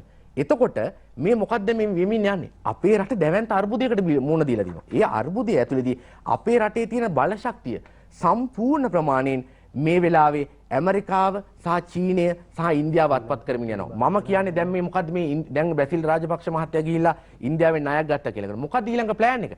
අනිවාර්යයෙන්ම දැන් 140 ගාණක් තියෙනවා ඉන්දියාවේ IOC එක මේ බලශක්ති මේ විශේෂයෙන්ම තෙල් බෙදා හැරීමේ ක්‍රියාවලිය. මේක තව මේ අර්බුදය ඇතුලේ සම්පූර්ණයෙන්ම මේ තෙල් බෙදා හැරීමේ පද්ධතිය සහ තෙල් ගෙන්වීම අදාළ සියල්ලම ආයි මේක ක්‍රමයකට ඉන්දියාවට පාරන ක්‍රියාවලියක තමයි යන්නේ. නිසා මේ අර්බුදය ඇතුලේ අපේ සම්පත් විකුණන එක, අපේ සම්පත් විනාශ කරන එක තමයි මේක පැත්තේ ඉන්නේ. මම ඔබට කියන්නම් දැන් මේ මෙතුමාගේ ආණ්ඩුව ආවේ ඒ තිබිච්ච ඒ කියන්නේ රටවල් වලින් ඒ කියන්නේ අපි රටවල් වලට චීනට විකුණපු දේවලුත් අපි නැවත අත්පත් කරගන්නවා කියලා. හැබැයි ආපු නායකයෝ මොකද කරේ? ඔය දැන් එළියට ගිහිල්ලා කෑ ගහන ගම්මන්පිල මහත්තයා. මොකද්ද කරේ? මේක දේශප්‍රේම පෙරෙනවා. හරිද? හැබැයි ඇවිල්ලා මොකද කරේ? අවුරුදු 35කින් ඒ කියන්නේ එක්සත් ජාතික පක්ෂය මැදිහත් වෙලා 2002 රනිල් වික්‍රමසිංහ මහත්තයා මැදිහත් වෙලා මේ තෙල් ටැංකි ටික අවුරුදු 35කට ඉන්දියාවට බාර දුන්නා. හැබැයි ඒක 2030 ඒ කියන්නේ අවුරුදු 35කට දුන්නා 2034 මේක ඉවර වෙන්න තිබ්බා. ඒ ඉවර වෙන්න තියෙද්දි දේශප්‍රේමයේ පෙරිච්ච ගම්මන්පිල මහත්තයලා, ගෝඨාබෙල මහත්තයලා, මහින්ද මහත්තයලා එකතු වෙලා මොකද කරේ? අවුරුදු 50කට තෙල් ටැංකි ටික දුන්නා. සුධර්මන් තෙල් ටැංකි ටික කියන්නේ මොකද්ද? මං හිතන්නේ ඔබතුමා ගිහිල්ලා ඇති. මේ තෙල් ටැංකි කියලා කියන්නේ රටේ ධන නිධානයක්. හරිද? එතකොට මේක කිලෝමීටර ගත්තොත් එimhe 870කට වඩා වැඩි භූමි ප්‍රමාණයක් මේක ඇතුලේ තියෙනවා. ඒ වගේම අඩි 45කට වඩා ලොකු ටැංකි පද්ධතියක් තියෙනවා. එතකොට කිලෝමීටර් 54කට වඩා දිග නල පද්ධතියක් තියෙනවා මේ ටැංකි ටික නිර්මාණය කරලා තියෙන එකිනෙකට සම්බන්ධ වෙක. එතකොට මේක අපේ රටේ සම්පතක්. මේක ඩොලර් උල්පතක්. මේක වෙන මොකක්වත් නෙමෙයි සුධර්මන්. මේ දැන් ඩොලර් නැහැ කියන ප්‍රශ්නයක් තියෙනවානේ. මේ තෙල් ටැංකි දැන් 99ක් තියෙනවා. දෙකක් විනාශ වුණා. ඒ තෙල් ටැංකි 99න් තෙල් ටැංකි 14ක් අපිට ප්‍රතිසංවිධානය කරගන්න පුළුවන් වුණොත් මොකද? අපිට එතනින් යන මුහුදු මාර්ගය යන නැව් වලට තෙල් සහ මේ වතුර දෙන්න පුළුවන්කම තියෙනවා. අපිට ඩොලර් එන්නේ නැද්ද? එනවා. අපි ඊට පස්සේ හිතන්නකෝ විගණකාධිපති වාර්තාවක් ඉදිරිපත් කරා 2020 එක හැදුවේ. ඒ විගණකාධිපති වාර්තාවේ කියනවා අපිට තෙල් බෙදා හැරීමට විතරක්. ඒ කියන්නේ උතුරු පළාතට තෙල් බෙදා හැරීම විතරක් රුපියල් බිලියන 670ක් යනවා කියලා. ඒ විගණන වාර්තාවේ කියනවා අපිට පුළුවන් නම් තිරිකුණාමලේ තෙල් ටැංකි ටික පාවිච්චි කරලා මේ බෙදා හැරීම තිරිකුණාමලේ ඉඳන් කරන්න අපිට ඒ බිලියන ඒ රුපියල් බිලියන 670 විතර කරන්න පුළුවන්. ඒ 670 විතර කරොත් තෙල් ටැංකි 12ක් ආයි නැවත ප්‍රතිසංවිධානය කරලා පාවිච්චි කරන්න පුළුවන්කම තියෙනවා. ඒ වගේම දැන් ලෝකේ තෙල් ප්‍රශ්නයක් ගැන කතා කරනවා. මේ තෙල් ටැංකි 20ක් අපිට සම්පූර්ණ කරගන්න පුළුවන් වුණොත් අනිවාර්යයෙන්ම අපිට තියෙන දේ තමයි මාස 3කට අපිට තෙල් ගබඩා කරන්න පුළුවන් වෙනවා. තෙල් ටැංකි 99ම අපිට නිර්මාණය කරගන්න පුළුවන් වුණොත් මොකද වෙන්නේ? ලෝක වෙළඳ පොලේ තෙල් අඩු වෙද්දී අපිට පුළුවන් මේ හැවිලා තෙල් ගබඩා කරන්න. ඒකට 100ට 10කට 15කට වඩා වැඩි මුදලකින් අපිට ඩොලර් විකුණන්න පුළුවන්කම. يعني ඩොලර් උපයන්න පුළුවන්කම තියෙනවා තෙල් අපිට වැඩි මුදලකට විකුණලා. ඒ කියන්නේ ඔබතුමා මේ කියන්නේ ඔබතුමාලා ආණ්ඩුව ගත්තොත් මේ කරන්න අපි ගත්තත් කරන්න ඕනේ. මම මේ කියන්නේ වර්තමාන ආණ්ඩුව සහ අනිකුත් තියෙන පාලකයන් මේ කරමින් යන දේ. එතකොට මේ ක්‍රියාවලිය ලේසි පාසු එකක් නෙමෙයි සුධර්මන් මේ විමින් යන්නේ. කියන්නේ දැන් අපිට දැන් ලයිට් කපන්නේ කවුද? මේ ආණ්ඩුවනේ. දැන් තව ටික දවසකින් මොකද වෙන්නේ? අපේ ස්විච් එක තියෙන ඉන්දියාවේ. හරිද? ලයිට් ටික තියෙන ඉන්දියාවේ. හරිද? ගෑස් ටික නැත්නම් අපේ තියෙන සම්පූර්ණ බල ශක්ති පද්ධතිය නිර්මාණය කරන්නේ ඒක. ඒක නිසා දැන් ඉන්දියාව කරමින් ඉන්නේ මොකද්ද? උඹලව තවත් හිර වෙනවද? ඒක නිසා උඹලට තෙල් දෙන්න විදිහක් නැහැ. හරිද? උඹලා රට මෙතනින් අර්බුදයට ගිහලා තියෙන. ඒක නිසා මේක අපිට දීපන්. මේ සාම්පූර් කල ටික දෙන්න. හරිද? සහෝදරයා මට තාම තේරුම් ගන්න බෑ. දැන් ඔබතුමන්ලා මේ අපේ රජය හා තිබිච්ච රජයන්ගේ අඩුපාඩු ගොඩක් කියනවා. තාම ඔබලාගේ වැඩපිළිවෙලක් ගැන ඉදිරිපත් කළා කාලෙත් ඉක්මවස්තු නම් ඒක නිසා අපේ පැත්තෙන් මම ඉස්සෙල්ලා කියන්න හදපු එකට වෙන බාධාවක් ආවනේ. මම මේ කියපු දේ තමයි එක පැත්තකින් අපි ආදර්ශය දෙන්න ඕනකම තියෙනවා. දෙවෙනි එක තමයි අනිවාර්යයෙන්ම නිෂ්පාදන ආර්ථිකයට අපි පණ දෙන්න ඕනකම තියෙනවා. ඒ ඇරෙන්න මේ රට මෙතනින් එහාට ගොඩ නගන්න බැරි වෙනවා. අපි පළවෙනිම අපි කල්පනා කරන්න ඕනකම තියෙනවා ඩොලර් ඉතුරු කරන්න නම්. එක පැත්තකින් අපිට තියෙනවා ඩොලර් බාස්කට් එකක්. එක පැත්තකින් ඒ ඩොලර් බාස්කට් එකෙන් එළියට යන ප්‍රමාණය අඩු කරන්න ඕනේ. ඊට පස්සේ එළියෙන් එන ප්‍රමාණය වැඩි කරන්න ඕනේ. මම එකක් කියන්නම් එළියට යන ප්‍රමාණය අඩු කරන්නේ කොහොමද කියලා. අපි විද්‍යානුකූල වැඩපිළිවෙලක් හදන්න ඕනේ. ඩොලර් අපි ඉතුරු කරන්න නම් ලංකාව ඇතුළේ නිෂ්පාදනය කරන අඩු පිරිවැයක් ඇතුළේ ලංකාවේ නිෂ්පාදනය කරන්න පුළුවන් වෙන මොනවද කියන එකට අපි ප්‍රමුඛතාවය දෙන්න ඕනේ. දේශීය ආර්ථිකයකට ඊට පස්සේ මම බාධා කරගෙන තමයි මට චුට්ටක් දෙන්න වැඩපිළිවෙල නෙමෙයිනේ මහත්තයෝ මේ අහන්නේ. වැඩපිළිවෙල නෙමෙයි. මේ මම මේ කියන්න හදන එක. ඔයාගේ වැඩපිළිවෙල ඔයාට කියන්නේ. මම මේ කියන්නේ හැදුවේ එතකොට නිෂ්පාදන ආර්ථිකයට පණ දෙන්නේ කොහොමද කියලා. එතකොට ලංකාවේ සුධර්මන් කිරි නිෂ්පාදනය 80%ක් අපි පිට රටින් ගේන්නේ. එතකොට මේ කිරි නිෂ්පාදනය සඳහා අපිට වැඩිපුර මුදල් ප්‍රමාණයක් යනවා. අපි අපේ රටේ ඇතුළේ කිරි නිෂ්පාදනය අපිට වැඩපිළිවෙලක් හැදුවොත් අපිට පුළුවන් ඒ ඩොලර් ප්‍රමාණය ඉතුරු කරගන්න. වෙලාව යන හින්දා අවසාන වශයෙන් අපි කොහොමද විදේශ වෙළඳ පොළ අත්පත් කරගන්නේ? අනිවාර්යයෙන්ම අපිට සිද්ධ වෙනවා අධ්‍යාපනයට 106ක් වෙන් කරනවා වගේම දියුණු මානව සම්පතක් ඇතුළේදී අපි විදේශ මානව සම්පත අපි ආයෝජනය කරන්න ඕනේ. ඒ ආයෝජනය ඇතුළේ තමයි අපිට පුළුවන් ඉන්නේ වැඩි ඩොලර් ප්‍රමාණයක් ගන්න.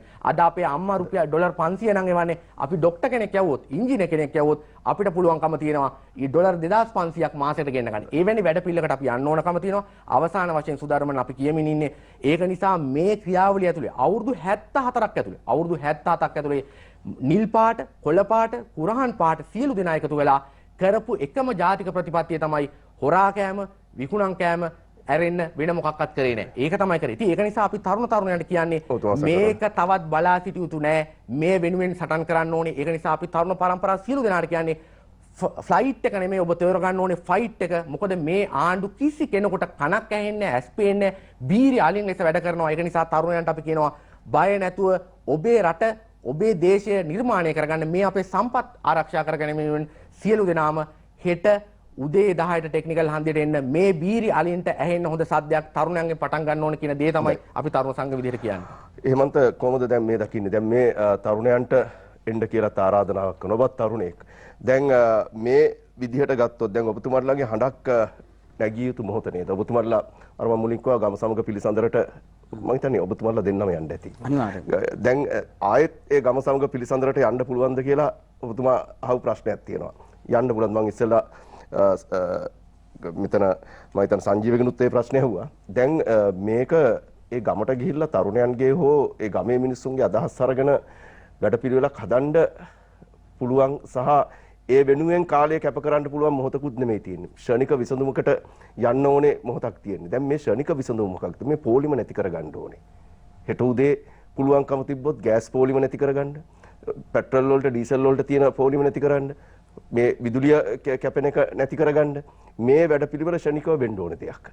තව මාස කිහිපයක් මේ විදිහට ගියොත් එහෙම මහා දැවැන්ත අර්බුදයකට මේ කියන විදිහට කොළඹ විතරක් නෙමෙයි රටම වටලන්න පුළුවන් තත්ත්වයක් නිර්මාණය වෙන්නත් බැරි කමක් නැහැ. එවැනි උදාහරණ ලෝකේ රටවල් වල අපි දැකලා තියෙනවා. මෙන්න මේ තත්ත්වයකට රට නොඑන්න ක්ෂණිකව ගන්න පුළුවන් ක්‍රියාමාර්ග තරුණයන් හැටියට ඔබතුමාලා බල කිරීමක් තියෙනවා ආණ්ඩුවට. ඔබතුමාලාට පුළුවන් දේ බලපෑමක් සිද්ධ කරන්න මේ පොදු ජන තරුණ පෙරමුණ හැටියට ඔබතුමාලාගේ එහෙම වැඩපිළිවෙලක් තියෙනවද? මෙන්න මේ දේ කරමු කියලා වැඩපිළිවෙලක් ඔබතුමාලා අතේ තියෙනවද? අනිවාර්යෙන්. ඒ කියන්නේ මේ අර්බුදයට ශනික විසඳුම් කියන්නේ අර කිව්වා වගේ අවුරුදු 74ක අර්බුදයක්. ඒක මේ හෙට විසඳන්න පුළුවන් කියලා දෙන. හැබැයි මේ තියෙන පෝලිම් වලට මේ තියෙන ගැටලු වලට ඉක්මනින් විසඳුමක් ඕනේ. අපි හිතනවා මේ අප්‍රේල් අවුරුද්දට ඉස්සෙල්ලා අපිට මේ විසඳුම් ලැබෙයි කියලා. අපි ඒ බලාපොරොත්තුෙන් ඉන්නවා. අපි ඒ පිළිබඳ නායකයොත් එක්ක කතා කරලා තියෙනවා. නායකයෝ ඒ ගැන විශ්වාසවන්තව කියලා තියෙනවා. අපි විශ්වාස කරනවා ඒ දේ අපිට කරගන්න පුළුවන් වෙයි කියලා. ඒතර අපේ අහුම්කම් දීමක් තියෙනවද? අනිවාර්යෙන්. අහුම්කම් දීමක් අනිවාර්යෙන් තියෙනවා. මොකද අපි ඒ ගැන අපි තර්ක කරනවා. මොකද මේකේ ලොකුම හානිය වෙලා තියෙන තරුණයන්ට. අපි තරුණයෝ විදියට අපිට කොවිඩ් වසංගතය ඇවිල්ලා අවුරුදු 2ක් විතර අපේ ජීවිතේ මේ ආපස්සට ගියා. ඒකම දැන් තව අර්බුදات ඇවිල්ලා අපේ තියෙන කාලේ තමයි යන්නේ. එතකොට අපි ඒ වෙනුවෙන් කතා කරන්න ඕනේ. එතකොට ඒ වෙනුවෙන් අපිට කතා කරන්න පුළුවන්කම තිබිලා තියෙනවා. අපි හිතනවා අර කිව්වා වගේ නායකයෝ අපිට විශ්වාසයෙන් කිව්වා අප්‍රේල් මාසෙට ඉස්සෙල්ලා අවුරුද්දට ඉස්සෙල්ලා මේ අර්බුද ටික අපිට විසඳන්න පුළුවන් කියලා. එතකොට අපේ එරන්ද මේ අපේ ජේ.පී. සහෝදරයා කිව්වා නිෂ්පාදන ආර්ථිකයකට යන්න ඕනේ කියලා. ඇත්ත. නිෂ්පාදන ආර්ථිකය මම කිව්වෙත් ඒකම තමයි ආකල්පමය වෙනසක් ඇති කරන්න ඕනේ. නිෂ්පාදන ආර්ථිකයකට යන්න ඕනේ. ඒකෙන් තමයි මේක විසඳුම් තියෙන්නේ. එතකොට අපි සෞභාග්‍ය ගම්මාන කියලා වැඩසටහනක් පටන් ගන්න තියෙනවා. මෙතුමා කිව්වා සත්ව පාලනය කිරි ගොවිතැන මේක ගන්න කියලා. ඔබතුමා දන්නවද 2021 වර්ෂයට විතර නිෂ්පාදන ගම්මාන 574ක් පත් කරලා තියෙනවා. කෘෂිකාර්මික ආශ්‍රිත නිෂ්පාදන 252ක්, කර්මාන්ත ආශ්‍රිත 169ක්, දීවර ආශ්‍රිත 48ක්, සත්ව පාලනය 102ක්, සේවා ආශ්‍රිත නිෂ්පාදන ගම්මාන 3ක්. ඒ වගේ අපි නිෂ්පාදන ආශ්‍රිත ගම්මාන බිහි කරලා තියෙනවා. මේවත් එක්ක මේ අර්බුදයට දීර්ඝකාලීන විසඳුම් වලට අපි ගිහිල්ලා තියෙනවා. ඒ වගේම සංචාරක කර්මාන්තය අපේ තියෙන ප්‍රධාන කර්මාන්තයක්. ඒකෙදි මේ මොහොතේ වෙනකොට ඔබතුමාලා ගිහින් බලන්න සංචාරක කර්මාන්තයේ දැන් තියෙන පිබිදීම. එතුමන්ලා වැඩ මේ වෙලාවේ. ඒ වෙලෙ රෑ දවාලක් නැතුව වැඩ. මොකද මේ ඊළඟට එන්නේ සංචාරක වෙන කාලේ. එතකොට ඒ වෙනුවෙන් අපි මොකද ඒ කට්ටිය දැන් වැඩ කරන්නේ? ඒ අයට ණය දීලා තියෙනවා. ඒ අයට වෙච්ච අලාභහානි වේය වලට ප්‍රතිපූර්ණය කරලා තියෙනවා. ඒ වෙනුවෙන් රජයක් විදිහට කැප වෙලා තියෙනවා. එතකොට ඒ වෙනුවෙන් මේ එකක් තියෙනවා. අපනයන ආදායම 2021 වර්ෂයට විතරක් ඩොලර් බිලියන 15ක් දක්වා වාර්තාගත වැඩි කරලා තියෙනවා. නෑ කියන්න පුළුවන්ද? ඒක තමයි ඇත්ත. මේක වාර්තාගත විදිහට මේකනවා. ඒ වගේම ආනයනය අඩු කරලා තියෙනවා. ආනයනය අඩු කරන්න සීමා දාලා තියෙනවා. ගැටලු ඇති සමහර ඒවා ඇති. කොල්ලෝ කෙල්ලේ හැටියට වාහනයක් නැති එක අඩුවක් වෙන්නේ. වාහන ගණන් යන එක අඩුවක්. ගයක් හදන්න අමාරුයි. සුපෝභෝගී ගේකට යන්න බැරි වෙයි. හැබැයි අපි ඒ වෙනුවෙන් කැපවීමක් කරන්න ඕනේ. මේ අර්බුදය ඊළඟ પરම්පරාවකට යන්න නැදී අපි ඒ ගැන කටයුතු කරන්න ඕනේ. අපේ සහෝදරයා කිව්වා වගේ නිෂ්පාදන ආර්ථිකයක් එක්ක අපි මේක ගමනට යනවා නම් මේ බොහෝ දුරට අපිට විසඳ ගන්න පුළුවන් වෙයි. ණය ගන්න එක අපේ හේමන්ත දැන් ඔබතුමා කිව්වා ආනයනය සීමා කරන්න ඕනේ කියලා. දැන් අදත් භාණ්ඩ රැසකට ආනයනික භාණ්ඩ රැසකට බදු පැනවීමක් අධික බදු පැනවීමක් සිදු කරා මුදල් අමාත්‍යවරයා මුදල් අමාත්‍යාංශයේ හැටියට. මේ ආනයනික බදු වලට අපි තුන් චීස් වලට බටර් වලට ආහාර පාන රැසකට මේ ආනයනික බද්ද බලපානවා. දැන් වැඩපිළිවෙලක් යටි වැඩපිළිවෙලක් තියාගෙනද මෙවැනි දේවල් කරන්නේ. දැන් මේවා සමහර ජීවිතවලට අත්‍යවශ්‍ය භාණ්ඩ වෙලා තියෙන්නේ. ඒ අත්‍යවශ්‍ය භාණ්ඩ අත්‍යවශ්‍ය ආහාර වලට මේ අධික බදු පැනවීම තුලින් ඒවා සීමා වීම ඒවා මිල අධික වීම තුල යලිත් ප්‍රශ්නයක් උග්‍ර වෙන්නේ නැද්ද? ආදේශක තියනවාද රට ඇතුලේ? මේවා දේශපාලන සංවේදී කාරණානේ. අපිත් කැමති නෑ මේක කරන්න. මොකද අපි තරුණ සංවිධානයක් හැටියට අපි කොහොමදවත් කැමති නෑ මේ ආනයන බණ්ඩ වලට මේවට සීමා දාන්න. හැබැයි නමුත් මේ තියෙන தত্ত্বය හැමෝම පිළිගන්න ඕනේ. මේ தত্ত্বය අනුව මේක මේ අපි ඉන්න ආණ්ඩුව කාලය වෙනකන් දිගටම දාන ආර්ථික මේ සම්බාධක නෙමෙයි. මේවා කෙටි කාලින මේ රටේ තියෙන ඩොලර් ප්‍රශ්නය විසඳ ගන්නකම් ඒ වෙනුවෙන් දාන ආර්ථික මේ අපන ආනයන බඩු මේ තියෙන්නේ. ඒක නිසා ඒ ගැන මං හිතන්නේ තරුණ තරුණියන් විදියට සංවේදී වෙයි. රටක් ගොඩ ගන්න ඒ වෙනුවෙන් අපි කටයුතු කරන්න ඕනේ. මෙතුමා කිව්වා වගේ මේ අපිට හරි අපි හිතමුකෝ 2021 ේදී සර්වි බැඳුම් කර අපිට ලැබුණ නැහැ කියලා. ඔබතුමා දන්නවා 2009 අපි අරන් 2009 14 මම කිව්වා වගේ 500යි 5000යි. මෙතුමන්ලා කිසිම අර්බුදයක් නැතුව කිසිම යුද්ධයක් නැතුව 2015 2150ක් අරන් තියෙනවා 2016 1500 අරන් තියෙන්නේ. දැන් මොනවා දේවල් අරන් කරලා තියෙන කියන්නේ. ඉතින් ඔබතුමාලා කාලේ මෙහා දැන් උත්තර දෙන්න 2008න් පස්සේ තමයි ස්වරි බැඳුම් කර පටන් ගත්තේ.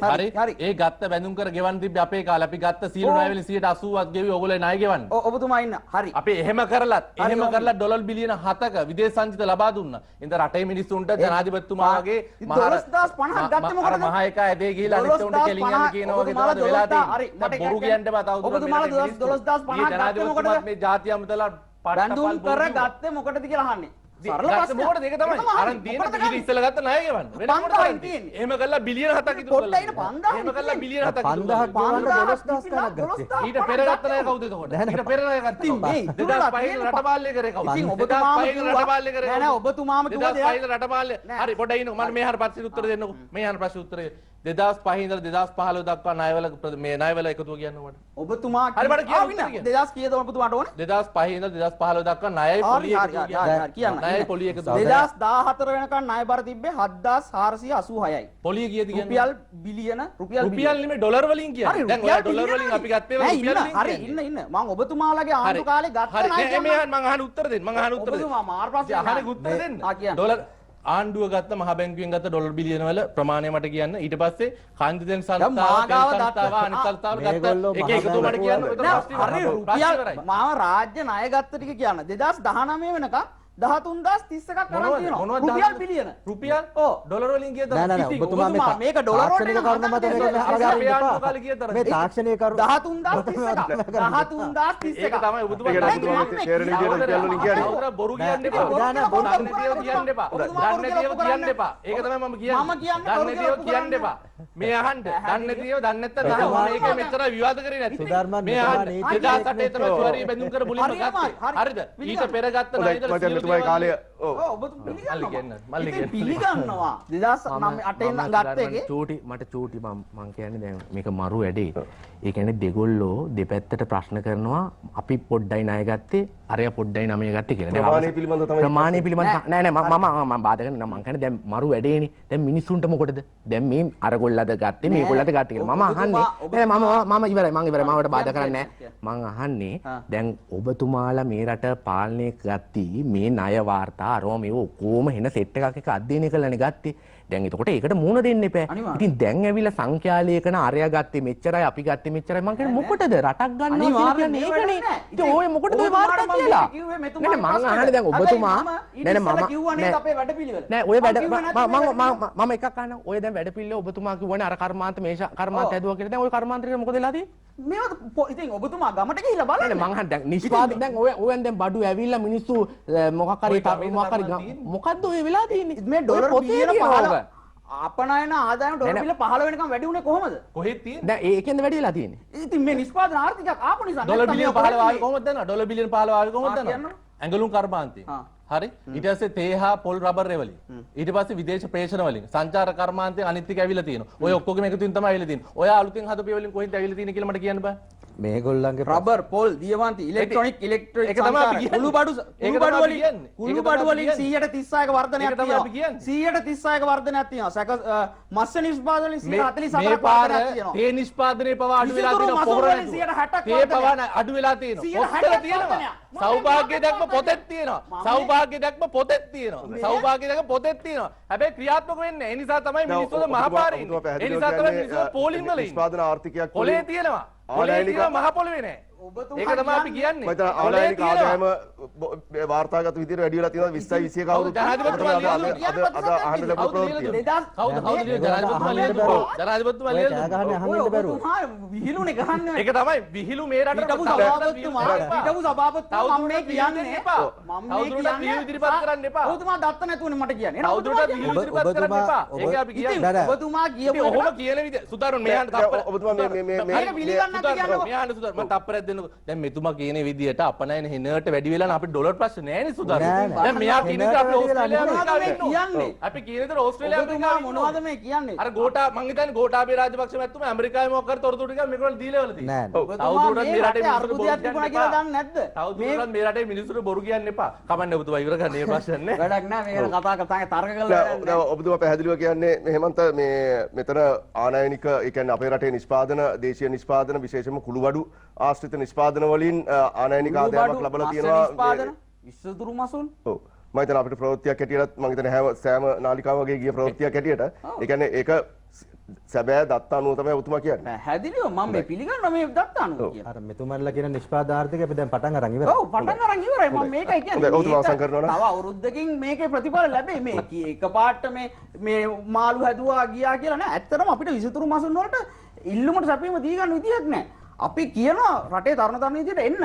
මේ අපිත් එක්ක එකතු වෙලා මේ පළතුරු වලට කෘෂිකර්මාන්තයට මේ විසිතුරු මසුන් විසිතුරු ඊට පස්සේ මත්ස්‍ය නිෂ්පාදන මේ හැම එකටම එන්න. මේවට ඇවිල්ලා විශේෂයෙන්ම බෝට්ටු නිෂ්පාදනය. බෝට්ටු නිෂ්පාදනය විතරක් 1482කින් වැඩි වෙලා තියෙනවා 2020 21 වර්ෂයේ. බෝට්ටු නිෂ්පාදනය ඩුබායි වලට ගිහිල්ලා තියෙනවා. අද ගිහිල්ලා බලන්න ඔබතුමා ඩුබායි මේ වලන එක්ස්පෝ එකේ අපේ ප්‍රධාන මේ අපනයන භාණ්ඩයක් විදියට. මෙතුමල්ලා අපි මේක පටන් අරන් ඔක රට දැක්කේ නැති තත්ත්වයක් තියෙන. ඒක අපෙත් වැරද්දක් මාධ්‍ය හැටියට. අපි මං හිතන්නේ ඒක හොයලා බලලා හරියටම වාර්තා කරන්න මේ වාර්තා අනිවාර්යයෙන් මේක ඒක මම මේ අභියෝගයක් හැටියට බාර ගන්නම් ඒක නිවැරදිවම රටට කියන්නම් මේ දේ මේ විදිහටම සිද්ධ වෙලා තියෙනවා කියලා. ඒ කියන්නේ මාධ්‍ය හැටියට අපිත් යම් වැරදක් කරලා තියෙනවා. මේවා සිද්ධ වෙනවා නම් මේවා නිසි ආකාරයෙන් නොපෙන්නීම පිළිබඳව. එතකොට අපි දැන් එනම් අවසන් කරන්න. මේ අපි ඒ යන ආර්ථික දැක්මට අපි පය ගහලා තියෙන්නේ. ඒක යන ගමන් තියෙන්නේ. ඒ වෙනුවෙන් අපි කියන්නේ අපි තරුණ විදියට අපිත් එක්ක එකතු වෙන්න සමහරුන්ගේ කතා අහලා මේ රටේ තියෙන අගාධයට තවත් වලපල්ලට යවන්න කටයුතු කරන්න එපා කියන එක මිල්ලීම තමයි කරන්නේ. ඔව්. අපි අද සාකච්ඡා කරමින් සිටින්නේ රට ගොඩ ගන්න එකම විසඳුම ජාතික ආණ්ඩුවක්ද? මේ ජාතික ආණ්ඩුව කියන සංකල්පයටත් එක්කම මේ රටේ මේ මොහොතේ ඇති වෙලා තියෙන වර්තමානයේ ඇති වෙලා තියෙන තත්ත්වයන් පිළිබඳව මේ තරුණ ක්‍රියාකාරීන් සමගයි අද අප තුලාව දේශපාලන සංවාදය ඉදිරියට ගෙනියන්නේ. අවසන් විනාඩි කිහිපයක් සමග අවසන් මටයට එන්න කලින් ප්‍රධාන පාලක මැදිරියත් සමග සම්බන්ධ වී නැවතත් තුලාව දේශපාලන සංවාදයේ සමගින් අපි එකතු වෙමු.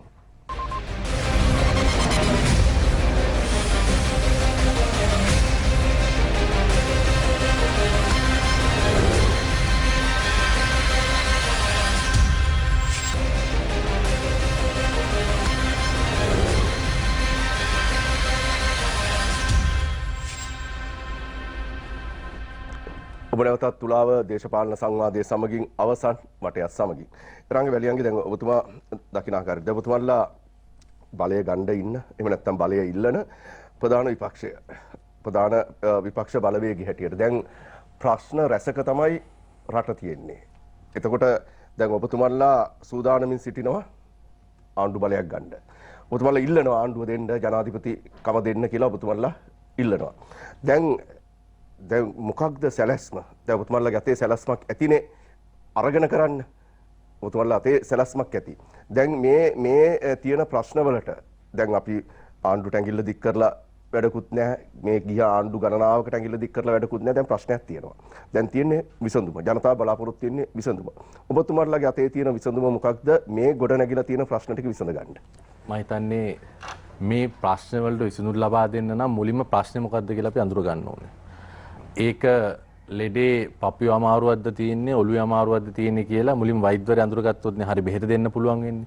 ඒ නිසා මම හිතන්නේ අපේ දේශපාලන ව්‍යාපාරයක් හැටියට ඒකේ විශේෂයෙන් මේ වෙනුවෙන් වෙනම කණ්ඩායමක් නිර්මාණය කරලා තියෙන ඔවුන් මේ ප්‍රශ්නේ මොකක්ද කියලා දැනටමත් අඳුරගෙන තියෙන ඒ වෙනුවෙන් විසඳුම් විශාල ප්‍රමාණයක් ඉදිරිපත් කරලා ඒක අපේ රට තුළ කොහොමද ක්‍රියාත්මක කරන්න කියලා අවසන් තීන්දුව తీරනත් මේ වෙනට අරන් තියෙන්නේ. ඒ අනුව තමයි අපේ පක්ෂයක් හැටියට අපි සමාජ වෙළඳපොළ ආර්ථික ක්‍රමය තමයි අපි ඉදිරියේදී ක්‍රියාත්මක කරන්න බලාපොරොත්තු වෙන්නේ. ඒකෙදී සුධර්මන් මම හිතන්නේ මේ රට දැන් තියෙන තත්ත්වයක් එක්ක මුලින්ම කළ යුතු දේ තමයි මිනිස්සුන්ට ඇත්ත කියන්න ඕන. අපි ඇත්තටම කියන්න ඕන අපේ රට මෙච්චරක් ණයයි. අපේ රට දැන් මේ තියෙන ඩොලර් මෙච්චරයි. ඒතකොට තෙල් තියෙන්නේ මෙච්චරයි, ගෑස් තියෙන්නේ මෙච්චරයි, හාල් තියෙන්නේ මෙච්චරයි, කිරිපිටි තියෙන්නේ මෙච්චරයි කියලා අපේ රටේ මිනිස්සුන්ට මුලින්ම ඇත්ත කියන්න ඕන. ඊට පස්සේ දැන් රටේ ජනතාව ඇත්තටම කැපකිරීම කරලා ඉවරයිනේ මිනිස්සුන්ට දේවල් නැත්තේ. පාලකයා අවංකව කැපකිරීම කරන්න ඕන. ඒ වගේම තමයි කවුරු හරි හිතනවා නම් තනි පුද්ගලයෙක් මෙතන ජනාධිපති කරාම මේ රටේ ප්‍රශ්න අර ඇල්ඩින්ගේ පුදුම පහන ආවා වගේ දියසෙන් කුමාරයා ආවා වගේ විසඳෙනවා කියලා ඒක පට්ටපල් බොරුවක්. එහෙම දේශපාලන මානසිකත්වයක් අපේ මේ දේශපාලන පක්ෂේ නැහැ. ඒ නිසාම තමයි අපි අලුත් දේශපාලන පක්ෂයක් හැටියට සමගි ජන බලවේගය නිර්මාණය කරේ. ඒ නිසා අපි විශ්වාස කරන්නේ මේ ප්‍රශ්න වලට විසඳුම් ලබා දෙන්න පුළුවන් වෙන්නේ පුද්ගල කණ්ඩායමකට හා වැඩපිළිවෙලකට. ඒ පුද්ගල කණ්ඩායම අපිට ඉන්නවා සජිත් ප්‍රේමදාස මැතිතුමා, සරත් පොන්සේකා මැතිතුමා, අපේ රංජිත් බන්දු බණ්ඩාර මැතිතුමා, ඒ වගේම පාටලි චම්පික රණවක මැතිතුමා, හර්ෂිත සිල්ලා මැතිතුමා මේ වගේ විශාල කණ්ඩායමක් ඉන්නවා. උන්ට චෝදනා නැහැ. දැන් සරත් පොන්සේකා මැතිතුමා ගත්තොත් නීතිය සාමය හා ආරක්ෂක මැතිකම දුන්නොත් අපි දන්නවා ඒක හරියටම කරනවා කියලා. ඒක යුද්ධෙන් හා අනිත් දේවලින් ඔප්පු කරලා තියෙනවා. ඒ වගේ අනිත් කණ්ඩායම සම්බන්ධයෙන් මේ රටේ ජනතාවට විශ්වාසයක් තියෙනවා. ඒ වගේම අපිට වැඩපිළිවෙලක් තියෙනවා. ඒ නිසා මේ වැඩපිළිවෙල හා පුද්ගල කණ්ඩායමත් එක්ක තමයි අපේ මේ රටේ තියෙන ප්‍රශ්න වලට විසඳුම් තියෙන්නේ. එහෙම නැතුව සුධර්මන් දැන් අපේ රටේ ජනාධිපතිතුමායි ජාති අමතද්දී ජනාධිපතිතුමා සම්බන්ධ යම් විවේචනයක් කරා කියලා ඊයේ ප්‍රධාන රජයේ මාධ්‍ය ආයතනයක එක මාධ්‍යවේදිනියක් අයින් කරලා තියෙනවා. බලන්න කොච්චර කැතද කියලා මේක. ඊට අමතරව ජනාධිපතිතුමා අර බොරු කිව්වා වගේ අපේ සහෝදරයන් මෙතන එළ බොරු කියනවා. ඒ නිසා මම හිතන්නේ තවදුරටත් මේ රටේ ජනතාවට බොරු නොකිය යුතුයි. මේ වෙන විට අපේ රටේ සෑම පුරවැසියෙම 6,85,000ට වැඩිය ණයයි. මේක තමයි අපේ රටේ ඇත්ත තත්ත්වය. මේ වෙලාවෙත් අපි පාරේ ගියොත් එimhe හැමතැනම පෙට්‍රල් ෂෙඩ් වල පෝලින් තියෙන්නේ. ගෑස් තියෙන තැන් වල පෝලින් තියෙන. සමහර තැන් වල පෙට්‍රල් ෂෙඩ් වහලා හැබැයි මිනිස්සු වාහන තියලා එතන බලන් ඉන්නවා ඊළඟ පෙට්‍රල් බවුසර එනකම්, ඩීසල් බවුසර එනකම්. මේක තමයි ඇත්ත තත්ත්වය. අපේ රටේ සමහර වයෝවෘද්ධ මිනිස්සුන්ට මේ විදිහට ගන්න බෙහෙත් නැහැ. සමහර රෝහල් වලට ගියාම සමහර බෙහෙත් වර්ග හා සමහර ප්‍රතිකාර කරන්න විදියක් නැහැ. මේක තමයි රටේ ඇත්ත තත්ත්වය. 125ක් විතර ගොවියන්ට හෙට මොකද්ද වෙන්නේ කියලා දන්නේ නැහැ. දැන් මෙතන කවුරුත් කිව්වද මං කිව්වා ප්‍රශ්නයක් හැටියට යූරියා මෙට්‍රික් ටොන් 88000ක් අවශ්‍ය වෙනවා. යූරියා මෙට්‍රික් ටොන් 1500යි තියෙන. කොහොමද ගන්නෙ? කෘෂි කර්මාන්තය වර්ධනය වුණාලු, අරක වර්ධනය වුණාලු, මේක වර්ධනය. කොහෙන්ද වර්ධනය වෙලා තියෙන්නේ? වර්ධනය වෙලා නැහැ. ගිය පාර අස්වැන්නෙන් 140යි වීවස් අස්වැන්නෙන් ලැබුණේ. ඒ නිසා තමයි හාල් පිටරටින් ගේන්න වෙලා තියෙන්නේ. සුධර්මන අපේ රටේ අස්වැන්න වැඩි වුණා නම් පිටරටින් හාල් ගේන්න ඕනේද? හරි සරල ප්‍රශ්නයනේ මේ තියෙන්නේ. අපේ රටේ අස්වැන්න හරියට තිබ්බනම් පිටරටින් හාල් ගේන්න ඕනේ නැහැ. ඉදිරියේදී අපේ රටේ හාල් නැත්තරම නැතුනොත් මේ සීළු දේවල් අපිට පිටරටින් ගේන්න වෙන්නේ. ඒ නිසා අපේ රට නිර්මාණය වෙච්ච අර කෘෂිකර්මාන්තයෙන් ස්වයංපෝෂිත වුණා වුණ කෘෂිකර්මාන්තය මේ රාජපක්ෂවරු කාලිංගමාකටත් වැඩි විනාශ කරා. ඒ නිසා දේශපාලන පක්ෂයක් හැටියට තවදුරටත් මේ රටේ ජනතාවට බොරු කරනවා වෙනුවට ඇත්ත ඇති සැටියෙන් කියලා ඒ නිර්මාණය කරපු වැඩපිළිවෙල ක්‍රියාත්මක කිරීම තමයි අපේ වගකීම. ඒ සඳහා අනිවාර්යෙන් අපි සියලු දෙනාට ආරාධනා කරනවා. මොකද ඇත්තටම මේ ආණ්ඩුව බලය ඇවිල්ලා මුල් අවස්ථාවේදීම ප්‍රශ්න ආපු වෙලාවේ සියලු දෙනාට ආරාධනා කරා නම් ඇත්තටම මේ සාර්ථක ගමනක් යන්න තිබ්බසුතන්. එහෙම නැතුව මම තමයි හොඳටම කරේ, මට තමයි හොඳටම කරන්න පුළුවන්, අරහේ කරපුවා කියනවා මම කරපුවා කියන්නේ නැහැ කියලා පම්පෝරි ගගහ ඉඳලා අන්තිමට රට නන්නත්තර කරලා තියෙන්නේ. ඒ නිසා තමයි අද ස්වේච්ඡාවෙන් ලංකාවේ ඉන්න සියලු පුරවැසියන් කියන්නේ ජනාධිපතිතුමනි දැන් ඇති යන්න කියලා. මේක තමයි ඇත්ත තත්ත්වය. ජනාධිපතිතුමා වැඩියෙන්ම ගේන්න කඩේ කීප මිනිස්සු අද එළියට ඇවිල්ලා කියන්නේ අවලස්සන ඇමරිකානුවයි රාජපක්ෂ කියන ඒ බූවල්ලා පවුලයි මේ රට විනාශ කරනවා. ඒ නිසා රාජපක්ෂ වරුන්ට තවදුරටත් මේ රටේ පාලන බලය ලබා ගන්න ඉඩ තියන්නේ නැහැ කියලා. මේක තමයි යථාර්ථය. ඒ නිසා සමගි ජන බලවේගයේ හැටියට අපිට වැඩපිළිවෙලක් තියෙනවා, අපිට කණ්ඩායමක් ඉන්නවා. ඒ නිසා ඉදිරියේදී මුලින්ම අපි කරන්නේ මේ රට 2019 තිබ්බ තත්ත්වයටපත් කරනවා. ඉස්සර අපි කිව්වා අපි හම්බ කරොත් අපි කනවා කියලා. දැන් අපි හම්බ කරාට අපිට කන්න බෑ. ඒක තමයි ඇත්ත. මුලින්ම අපි හම්බ කරොත් අපි කන තත්ත්වයට පත් කරන්න ඕනේ. එතනින් එහාට තමයි ඉතුරු ප්‍රශ්න වලට අපිට විසඳුම් ලබා දෙන්න පුළුවන් වෙන්නේ. ඒ නිසා මේ රටේ සියලු දෙනාට අපි ආරාධනා කරනවා ප්‍රධාන විපක්ෂය හැටියට සමගි ජන බලවේගයත් එක්ක එකතු වෙන්න. ගෝඨාභය රාජපක්ෂ මැතිතුමත් ආවේ මම කතා කරන්නේ මම කාණ සුද්ධ කරා මම දේශපාලනයට සම්බන්ධ වුන්නේ නැහැ මම හොරකම් කරන්නේ මම වංචා කරන්නේ ඒ නිසා මේ රට සිංගප්පූරුවක් කරනවා කියලා. ඒකනේ විමල් වීරවංශ මැතිතුමා කිව්වේ ලීක් වන්නේ මහතෙර මොහොමඩු එකතුවෙන් ආවේ කියලා. දැන් නම් කියනවා ලීක් වන්නේ මැරලලු මහතින් මොහොමඩ් විශ්‍රාම කියාලු. ඒ නිසා තවදුරටත් අර සුරංගනා කතා කියන දේශපාලන නායකයෝ පක්ෂ මේ රටේ පාලනයට આવොත් එහෙම මීටත් වැඩිය නන්නත්තර වෙන්න තමයි අපේ රටට වෙන්නේ. ඒ නිසා තවදුරටත් සුරංගනා කතා වලට ඒ නාට්‍ය වලට රැවටෙන්නේ නැතුව ඇත්තටම මේ රටට ආදරය කරන කණ්ඩායමට මේ රට කරන්න පුළුවන් කණ්ඩායමට මේ රට බාර දිය යුතුයි. ඒ සඳහා ඉදිරියේදී සමගි ජන බලවේගය හැටියට අපි මේ රටේ ජනතාව වෙනුවෙන් පෙනී සිටිනවා. හොඳයි. සංජය කටුනාරත්න දැන් මේ ආකාරයෙන් දැන් ඔබතුමාලගෙන් අහන්න දෙයක් නැහැ. આવොත් මොකද කරන්න කියලා. ඇවිල්ලා ඉන්නේ. ඇවිල්ලා ඉන්නේ දැන් තියෙන්නේ ප්‍රශ්න රැසක් මැද්දේ. ඒ ප්‍රශ්න වලට විසඳුම් හොයලා ඒ ජනතාවට මේ ලබා දිය යුතු දේවල් ලබා දෙන්න. දැන් මේ කියන දේ තමයි ඇත්ත කියන්නේ නැහැ කියලා. රටේ ආර්ථිකය මොන තත්ත්වෙද තියෙන්නේ? ඩොලර් ප්‍රමාණය කොච්චරද තියෙන්නේ? රටේ තෙල් මොන ප්‍රමාණයක්ද තියෙන්නේ? ලැබෙයිද නොලැබෙයිද? ඇත්තටම මොකක්ද සැලැස්ම? ඔබතුමන්ලගේ පක්ෂය හැටියට ආණ්ඩු කරන පක්ෂය හැටියට ඔබතුමන්ලා මොන ආකාරයෙන්ද රටේ ජනතාවට පැහැදිලිව කියන්න පුළුවන්ද? ඔබතුමන්ලා පාර්ලිමේන්තුවේ නැති එක ඇත්ත. ඔබතුමන්ලා පාලනය නොකරන තැනක ඉන්නේ නැති එක ඇත්ත. නමුත් ඔබතුමන්ලා තමයි ප්‍රෙෂර් ගෲප් එක. මේ තරුණ කණ්ඩායම තමයි ආණ්ඩුවේ තීරක බලවේගය බවට පත් වෙලා තියෙන්නේ. එහෙම තීරක බලවේගයක් හැටියට ඔබතුමන්ලා ඉන්නවනේ. ඔබතුමන්ලා කිව්වා ඒ තීරක බලවේගයක් හැටියට ඔබතුමන්ලා ඉන්නවා කියලා. මේ තීරක බලවේගය හැටියට මොකක්ද ජනතාවට කියන්න පුළුවන් මේ ප්‍රශ්න විසඳන්නේ කොහොමද කියන එක? ඔව් ඇත්තම සුධර්මන් දැන් අපේ සභාපතිතුමා කතා කර ආකාරයට දැන් ඒගොල්ලෝ කියන දැන් මෙතනනේ ප්‍රශ්නේ තියෙන්නේ හැමෝම කියන අපි ආපුවම මේකට විසඳුම් තියෙනවා කියලා. නමුත් ඒ විසඳුමේ ස්වභාවය හෝ ඒ විසඳුම මොකක්ද කියන එක කියන්නේ නැහැ. අපි ආපුවම තෙල් දෙනවා, අපි ආපුවම ඩොලර් වැඩි වෙනවා, මේකට අපිට වැඩපිළිවෙලක් තියෙනවා කිව්වා. නමුත් අපි වැඩපිළිවෙල මොකක්ද කියන එක කියනවා. ඒක මෙතුමන්ලත් දන්නවා. ඒ කියන්නේ ඒක තමයි මේ දැන් මේගොල්ලෝ මේ කොළඹට ඇවිල්ලා කෑග ගහ දැන් මේ වැඩපිළිවෙල ක්‍රියාත්මක කරන්න යම් ආකාරයක ප්‍රතිරෝධයක් දක්වන්නේ. නමුත් කොහොම නමුත් මේ වැඩපිළිවෙල ක්‍රියාත්මක වෙනවා. ඒක තමයි ඇත්තම කතාව. ඔබතුමා අහපු ආකාරයට දැන් අපි මේ පොදු ජන පෙරමුණ තරුණ සංවිධානය පොදු ජන පෙරමුණ පක්ෂයේ ප්‍රධාන අනුසංවිධානය. තරුණ හා කාන්තා දෙක තමයි ප්‍රධාන අනුසංවිධානයක්. අපිට ලොකු මේ කේවල් කිරීමේ බලයක් ඇත්ත වශයෙන්ම ප්‍රෙෂර් බලයක් අපිට ප්‍රෙෂර් කිරීමේ හැකියාවක් අපිට පක්ෂය තුල තියෙනවා. නමුත් ආණ්ඩුකරණය සහ කිරීම කියන ක්‍රියාවලිය තුල තියෙන සංකීර්ණත්වය අපි අවබෝධ කරගන්න. දැන් අපි මම මේ වෙනකොට කියන්නම් අපි දන්න ආකාරයට. කියන්නේ අපි ක්‍රියාත්මක කරන්න යන ආර්ථික වැඩපිළිවෙල මොකක්ද කියන එක. දැන් මෙතුමන්ලා කියනවා අපේ නායකයෝ මෙහෙමයි ඒගොල්ලෝ කරනවා ඒගොල්ලෝ මෙහෙමයි කියලා. දැන් ඒගොල්ලොත් කරලානේ දැන් මේ අපිට ආවේ 69 ලක්ෂයක් අපිට දුන්නේ. ඒක කරුවෙන් පස්සේනේ. ඉතින් ඒ කරපු ආකාරයකට අපිට අවබෝධයක් තියෙනවානේ. හොඳයි. අපි කියමු දැන් අපි ගත්තොත් එහෙම අපි ආර්ථික ප්‍රතිව්‍යුහ වැඩපිළිවෙලක් කියන එකක් අපෙන් යෝජනා වෙලා තියෙනවා. ඒකේ පළවෙනි එක තමයි ආයෝජන ප්‍රවර්ධන හා පෞද්ගලික ව්‍යවසායකත්ව සංවර්ධනය. දැන් ආයෝජන ප්‍රවර්ධනය කරා වගේම ලංකාව තුල ව්‍යවසායකත්ව මානසිකත්වයක් විශේෂයෙන්ම තරුණ ව්‍යවසායක මානසිකත්වයක් ගොඩනගන්න ඕන. මේක තුල දැන් අපි ගත්තොත් එහෙම මම ඉස්සෙල්ලා කිව්වා වගේ ওই නියෝ ලිබරල් මොඩලය තුල තියෙන මේ ඒ කියන්නේ ඔය ලෙසිෆෙයා කියන එක නෙමෙයි නිර්බාධක ආර්ථිකය කියන එකට වඩා දැන් අපි හොඳ උදාහරණයක් ගමුකෝ. රට තුල ගෑස් සිංගිය ගන්නකෝ. දැන් මම මේ අහන්නේ මේකත් සොයම් විවේචනයක් එක්තරා ආකාරයක. දැන් ගෑස් නැව වරායට ආවයන් පස්සේ තමයි කියන්නේ මේකට ගෙවන්න සල්ලි නැහැ කියලා. මං කියන්නේ මේ තෙල් නැව වරායට ආවයන් පස්සේ තමයි අමිති කියන්නේ මේකට දැන් ගෙවන්න සල්ලි නැහැ. මේක අපේ වරදක් නෙමෙයි. මේක ආණ්ඩුවේ වරදක්. මේක රාජපක්ෂලාගේ වරදක්. මේක නැත්තම් ඒක තේරෙද මං කියන එක. දැන් මේ වගවීම සහ වගකීම කියන එක අපි මීට වඩා වැඩි කරන්න ඕනේ. සහ අර සංජය කියන්නේ මම ඔබතුමාට බාධා කරනවා නෙමෙයි. දැන් ඔබතුමා කියන්නේ මේක හිටපු ඇමතිවරයා. අපි නම් වශයෙන්ම කිව්ව උදේගම් මම්පිල ඇමතිවරයා වක් කියන්න ඕනේ කියලාද ඔබතුමා කියන්නේ?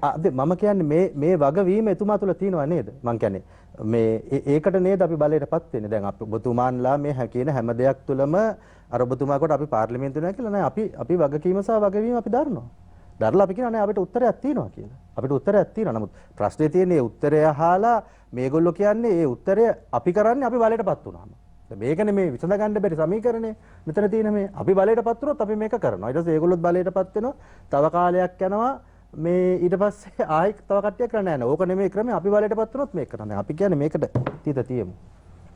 ශ්‍රී ලාංකීය තාරුණ්‍ය වෙනුවෙන් මේකට තිත තියමු. තිත තියලා අපි ආපහු හැරෙමු.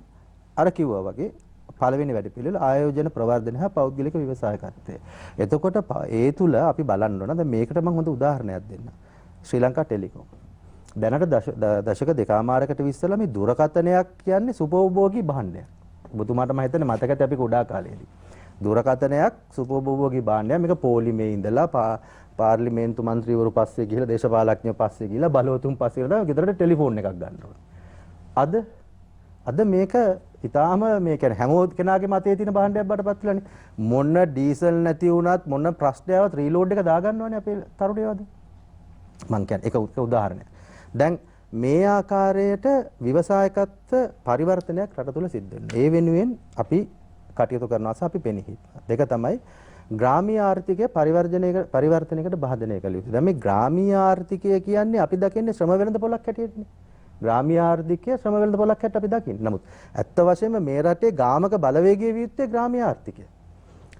මම කියන්නේ මේ මොකද්ද අපේ ග්‍රාමීය ආර්ථිකය තුල තියෙන සැබෑ විභවයන් අඳුනාගෙන ඒවා සංවර්ධනය කරන්න අපි වැඩ කටයුතු කළ යුතුයි. දැන් අපේ ශ්‍රීලාල් සහෝදරයා සඳහන් කරා වගේ ඔය අපනයන ගම්මාන හෝ වෙනත් ආකාරයක ක්‍රමවලින් අපි උත්සාහ ගන්න යන්නේ ඒක තමයි. ඉතින් එතකොට ග්‍රාමීය ආර්ථිකයේ පරිවර්තනයකට භාජනය කරනවා කියලා අපි බලාපොරොත්තු වෙන්නේ ඒක තමයි. ඒක තමයි අබ්බතමම ගමට යන්න පුළුවන් දේ අපි ගමට යන්නේ ඔය පැකේජ් එක අරගෙන.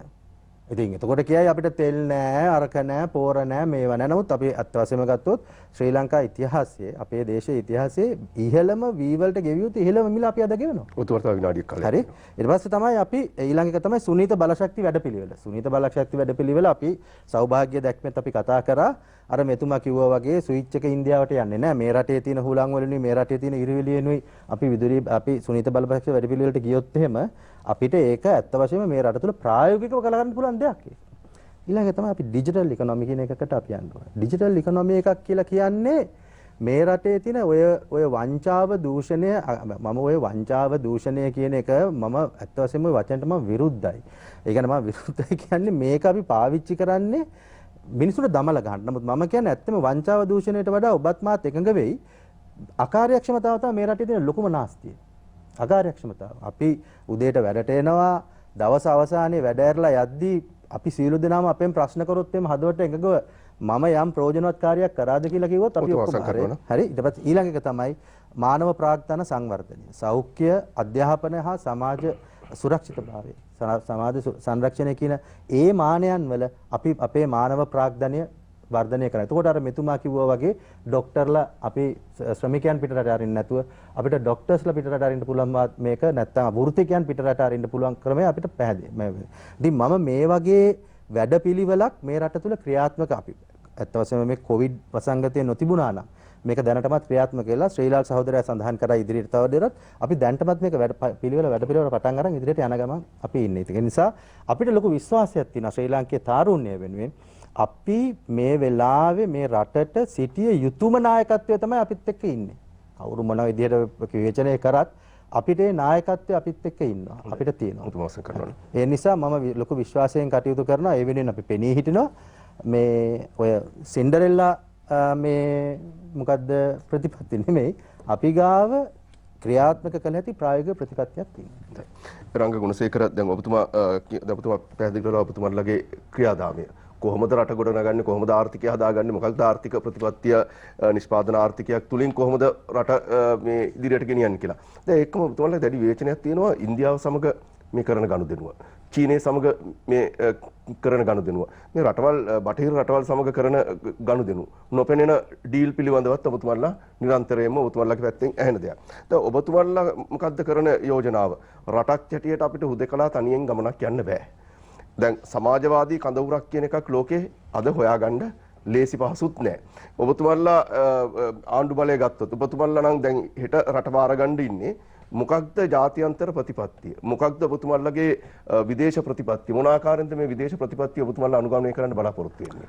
ඒක තමයි පළවෙනිම දේ තමයි ඒ කියන්නේ අපි රටේ බලය ගන්නවා කියලා කියන එකම ඇතුලේ තියෙන දේ තමයි සුධර්මන්. ඒ කියන්නේ අපිට දැන් ලෝකයේ තියෙන තත්ත්වයක් එක්ක ලෝකයේ රටවල් එක ගනුදෙනු නොකර අපිට වැඩ කරගෙන යන්න බෑ. ඒක විහිළුවක්. ඒ කියන්නේ එහෙම එකක් ජීවිතේට අපි කතා කරලා නැහැ. නමුත් එහෙම එකක් නැහැ. අපි කාලා අපේ රටේ දේවල් ඔක්කොම නිෂ්පාදනය කරලා එහෙම එකක් කරගන්න බෑ. ඒ නිසා අපිට අනිවාර්යයෙන්ම සිද්ධ වෙනවා ලෝකේ සෑම රටක් එක්කම වැඩ කරගන්න. හැබැයි අපි ඒ තියෙන රටවල් එක්ක කරේ අත දාගන්නේ නැතුව ඒගොල්ලත් එක්ක වෙන පුද්ගලික ගේම් ඩීල් යන්නේ නැතුව අපි රාජ්‍යතාන්ත්‍රිකව නොබැදි පිළිවෙත පදනම් කරගෙන අපි සියලු රාජ්‍යයන් එක්ක ගනුදෙනු කරන්න ඕනේ. ඒ වගේම අපි කල්පනා කරනවා විශේෂයෙන්ම ඉන්දියාව අපේ ආසන්නම රාජ්‍ය. ඒක නිසා ඒකත් එක්ක සුවිශේෂ දේශපාලන ක්‍රියාවලියකට අපි යන්න ඕනකම තියෙනවා. ඒ කියලා කියන්නේ අපේ තියෙන සම්පත් ටික ඉන්දියාවට විකුණන එක නෙමෙයි. අපේ අර්බුදය ඇතුලේ ඉන්දියාවට අපේ තියෙන දේවල් ටික විකුණන එක නෙමෙයි කියන එක තමයි අපේ ජාත්‍යන්තර ප්‍රතිපත්තිය බවට පත් වෙන්නේ. ඒක නිසා ඒ නිදහස් මානසිකත්වයෙන් අපි ලෝකේ තියෙන සෑම රාජ්‍යයක් එක්කම අපි ගනුදෙනුව කරනවා කියන එක තමයි තියෙන්නේ. ඊට පස්සේ මට දැන් අපේ සහෝදරු දෙන්නා විශේෂයෙන්ම පොදුජන එක්සත් පෙරමුණ මැදිහත් වෙච්ච එකේ ගොඩාක් තොරතුරු කියද්දී දැන් මට හිතෙනවා සුධර්මන් කියන්නේ මේ සහෝදරුන්ගේ අහසකට අඩුපාඩුවකට වඩා මට හිතෙනවා දැන් අර ජනාධිපතිවරයා ජාතිය ඇමතුව කතා වගේම ඒ වගේම ජනාධිපතිතුමා බලයට එන්න ඉස්සෙල්ලා කතා කරපු එකක් තිබුණානේ දෝවල් ගොඩාක් අරක කරන්න ඕනේ මේක කරන්න ඕනේ ඩිජිටල් ආර්ථික ආරෝම එක ඒ ටික තමයි තාම කියන්නේ. දැන් අවුරුදු දෙකමාරක් වෙලා තියෙනවා. දැන් තාම එතකොට ඒවා කියනවා මේ වෙන දේවල් නෙමෙයි. ඉතින් ඒවා යථාර්ථයක් බවට පත් වෙලා නැහැ. එකක්වත් සංකල්ප බවට පත් වෙලා තියෙනවා. එතකොට දැන් මේ අපි මොකද්ද මේ රටේ ජනතාවට කියන්නේ? අපිට තියෙන දේ තමයි අපේ රටේ ඉන්න තරුණ තරුණියෝ සියලු දෙනා මෙන්න මේ தත්ත්වය අපි තේරුම් ගන්න ඕනේ. මේ මොකද්ද දැන් අපිට වෙලා තියෙන්නේ? ඒ කියන්නේ මාරුවෙන් මාරුවට නිල් පාට කොළ පාට නැත්තම් පුරහන් පාට මේ සියලු පාටවල් එකතු කරලා අවුරුදු 74ක් ඇතුළතදී අපේ රට ගෙනල්ලා තියෙන තැන තමයි තියෙන්නේ. ඒක නිසා අපි දෙගොල්ලෝ දැන් දෙපැත්තට රණ්ඩු වෙනවා. අපි චුට්ටක් ණය ගත්තා, මෙයා මෙච්චරක් ණය ගත්තා කියලා. ඒකෙන් අපිට වෙලා නැහැ. අද ලක්ෂ 9කට වඩා අපි හැමෝම ණයකාරයෝ බවට පත් වෙලා තියෙනවා. අද අපේ රටේ ආර්ථිකය ඇතුලේ අපි දන්නේ අපේ අම්මට තාත්තට හෙට බේත් දෙන්න පුළුවන් වෙන්නේ කියලා. ඔබ දන්නේ ඔබ හෙට ඔබේ අධ්‍යාපන ක්‍රියාවලිය මොකද්ද වෙන්නේ කියලා. ඔබේ ආර්ථිකය මොකද්ද වෙන්නේ කියලා. ඔබෙන් අහුවොත් එimhe හෙට මොකද්ද කරන්න කියලා ඒකට කියන්න උත්තරයක් නැති වෙන තැනකට අද රටේ අපේ පාලකයෝ මේ අපේ රටේ අරගෙන ඇවිල්ලා තිනවා. එතකොට අපේ රටේ අපේ තියෙන මේ ස්වභාවික සම්පත් අපේ රටේ තියෙන භූමිය ඇතුලේ අපි කවදාවත් පෝලිං වල ඉන්න ඕන කට්ටියක් නෙමෙයි. අපි ඩොලර් හිඟා ගන්න ඕන රටක් බවට පත් වෙලා නෙමෙයි තියෙන්න ඕනකම තියෙන්නේ. හැබැයි අපේ රටේ අපි හැමෝම දුප්පත් වෙලා තියෙනවා. හැබැයි අපිව පාලනය කරපු පාලකයෝ හැමදාම පෝසත් වෙලා තියෙනවා. මං කියන්නේ තරුණයෝ ඔබ හිතන්න පාලකයෝ පෝසත් වෙන්නත් අපි දුප්පත් වෙන්නත් මොකද්ද මේකේ තියෙන්නේ? තියෙන එකම දේ තමයි මේගොල්ල හැමදාම කරපු දේ තමයි එක පැත්තකින් ණයට කාපු එක ඊට පස්සේ විකුණන් කාපු එක හොරා කෑම එක. ඕක තමයි ප්‍රතිපත්තිය බවට පත් වෙලා තිබුණේ. ඒක නිසා අපිට සුන්දර ලොකු වත්තක් තිබුණා. ඒක ස්වභාවික තත්ත්වෙන් ගංගා ඇලදොල වලින් පිරිච්ච වත්තක් අපිට තිබුණා. හැබැයි අවුරුදු 74ක් ඇතුළතදී අපි අවුරුදු 5කට මැනේජර් කෙනෙක් පත් කරනවා. හැබැයි මැනේජර් කරේ ඒක පාලනය කරනව වෙනුවට මේ අපේ සුන්දර බිමේ කෑලි විදේශ රටවල් වලට විකුණලා තමන්ගේ account එකට තමන්ගේ පුද්ගලික පවුල් වලට ධානය රැස් කරගත්ත එක තමයි තිබුණේ. ඒතකොට මේක දැන්වත් අපි වෙනස් කරගන්න ඕනකම තියෙනවා. ඒක වෙනස් නොකරගත්තොත් අනිවාර්යයෙන්ම ඔබයි අපයි සියලු දෙනා එකතු වෙලා රටක් ලෙස වලපල්ලට යන්න තියෙන්නේ. මොකද අපි මෙතන අපි කතා කරන සාතිශ බහුතරයක් ඉන්න අපි හැමෝටම අපිට තියෙන එක රටයි. එකම එක මාතෘ භූමිය අපිට තියෙන. අපිට රටවල් කීපක නැහැ. අපි මේ රටේ ඉපදෙනවා. අපිට මේ රටේ මැරෙන්නත් ඕනකම තියෙන නිසා අපිට ශ්‍රී ලංකාව කියලා රටක් ඕනකම තියෙනවා. හැබැයි අපි පාලනය කරපු පාලකයෝ හැමෝම එකට එකතු වෙලා මේ රට දූෂණය කරලා තිනවා. අපේ මාතෘ භූමිය දූෂණය කරලා තිනවා. ඒක නිසා ක්‍රමානුකූලව අපේ රට ඉන්දියාවට නැත්තම් චීනෙට නැත්තම් ඇමරිකාවට අපේ රටේ පළාත් ටික වෙන් කරලා දෙන්න යන්නේ. තව ටික කාලයක් යද්දි ගොඩාක් වෙලාට පළාත් 9 වෙන් වෙලා පළාත් 3කට කැඩිලා එකක් ඉන්දියාවට එකක් චීනෙට එකක් ඇමරිකාවට වෙන් වෙන තැනකට තියෙනවා. ඒක නිසා දැන් අපිට තියෙන දේ තමයි මේ අවුරුදු 73ක 74ක ආපු ක්‍රියාවලියට අවසන් කරන්න ඕනකම තියෙනවා. ඒක නිසා අපි හිතනවා මේ රටේ තරුණ තරුණියෝ ඒ වගේ මේ රටේ ඉන්න ප්‍රගතිශීලී මිනිස්සු ඒකට පෙර නිමිති පහල කරන්න පටන් අරන් තියෙනවා. මේ ප්‍රශ්නය හරියට තේරුම් ගන්න. ඒක නිසා ඇත්ත අපේ රටේ ගිනි අරගෙන තියෙනවා. හැබැයි ඒ ගිනි ගොඩ ඇතුලේ පරණ හොරු රීකන්ඩිෂන් කරලා එන හොරු නැවතත් බලයට ගෙන්න ඔබ උත්සාහ කරනවා නම් ඒකත් ආයි නැවතත් අවුරුද්දකින් දෙකකින් මේ රට තවත් ගිනි කන්දකට එරෙන්න වෙන උත්තරයක් නෑ. ඒක නිසා මේ නිල් පාට, කොළ පාට, මේ අනිත් පාට සියලු පාටවල එකට එකතු කරලා ජනතා බලයක් නිර්මාණය කරන්න ඕනේ. ජනතා බලය නිර්මාණය කරන්න පුළුවන් ඉන්නේ ඔබ අප එකතු වෙලා හදාගන්න සියලු බලවේගයත් එක්ක එකතු වෙලා හදන ක්‍රියාවලියට තමයි. ඒක නිසා අපි කියනවා විශේෂම තරුණ පරම්පරාවට ඔබ දැන් වහාම මේ සටනට ආරම්භය දෙන්න. ඔබ අපේ මාතෘ භූමිය බේරා ගැනීම වෙනුවෙන් සටනට පැමිණෙන්න. ඒ සටන ප්‍රජාතන්ත්‍රවාදීව අපි කරලා මේ තියෙන ආණ්ඩුව පළවා හැරලා මේ ඔබේ අපේ රාජ්‍යයක් නිර්මාණය කර ගැනීමට මඟ සලසන්න මැදිහත් වෙන්න සටනට එන්න කියන ආරාධනාව තමයි අපි මේ රටේ ඉන්න තරුණ පරම්පරාවට කියන්නේ. එන්න අපි එකට එකතු වෙලා මේ රට හදමු. ඔබේ ජීවිතයත් රටත් සුන්දර කරන්න පුළුවන් අනිවාර්යෙන්ම.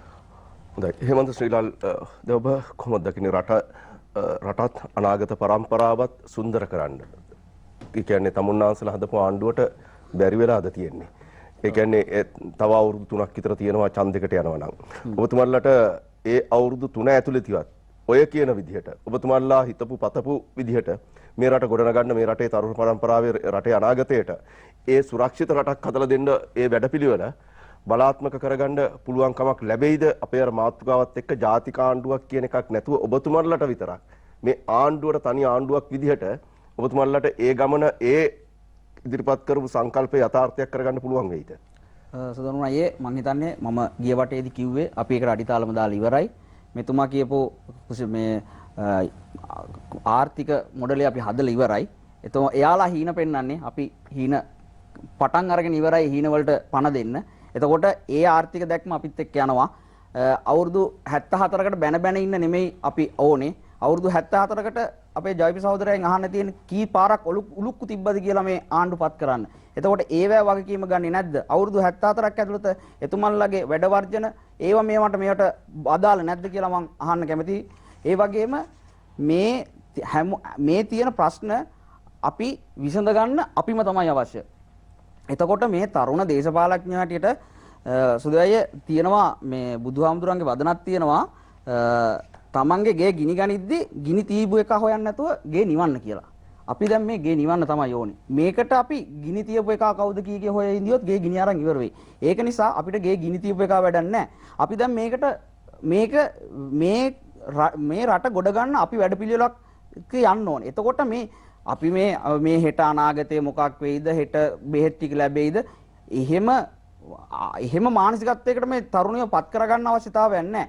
අපි බලාපොරොත්තු තියා ගන්න ඕනේ. බලාපොරොත්තු තියාගෙන ඒ වෙනුවෙන් කටයුතු කරන්න ඕනේ. එතකොට ඒ වෙනුවෙන් අපි සූදානම් කරලා තියෙනවා. මම ඒ වෙලේ කිව්වා වගේ අපි මේ ආර්ථිකය සූදානම් කරගෙන යනවා. ඒක නිසා අපි තරුණ දේශපාලඥයෝ හැටියට මේක හිතනවා නම් මේ රට වැටිලා මැරිලා මේක මේ අලු මතින් තමයි මේක එන්නේ කියලා එහෙම මේ ජනතාව මෝඩ නැහැ.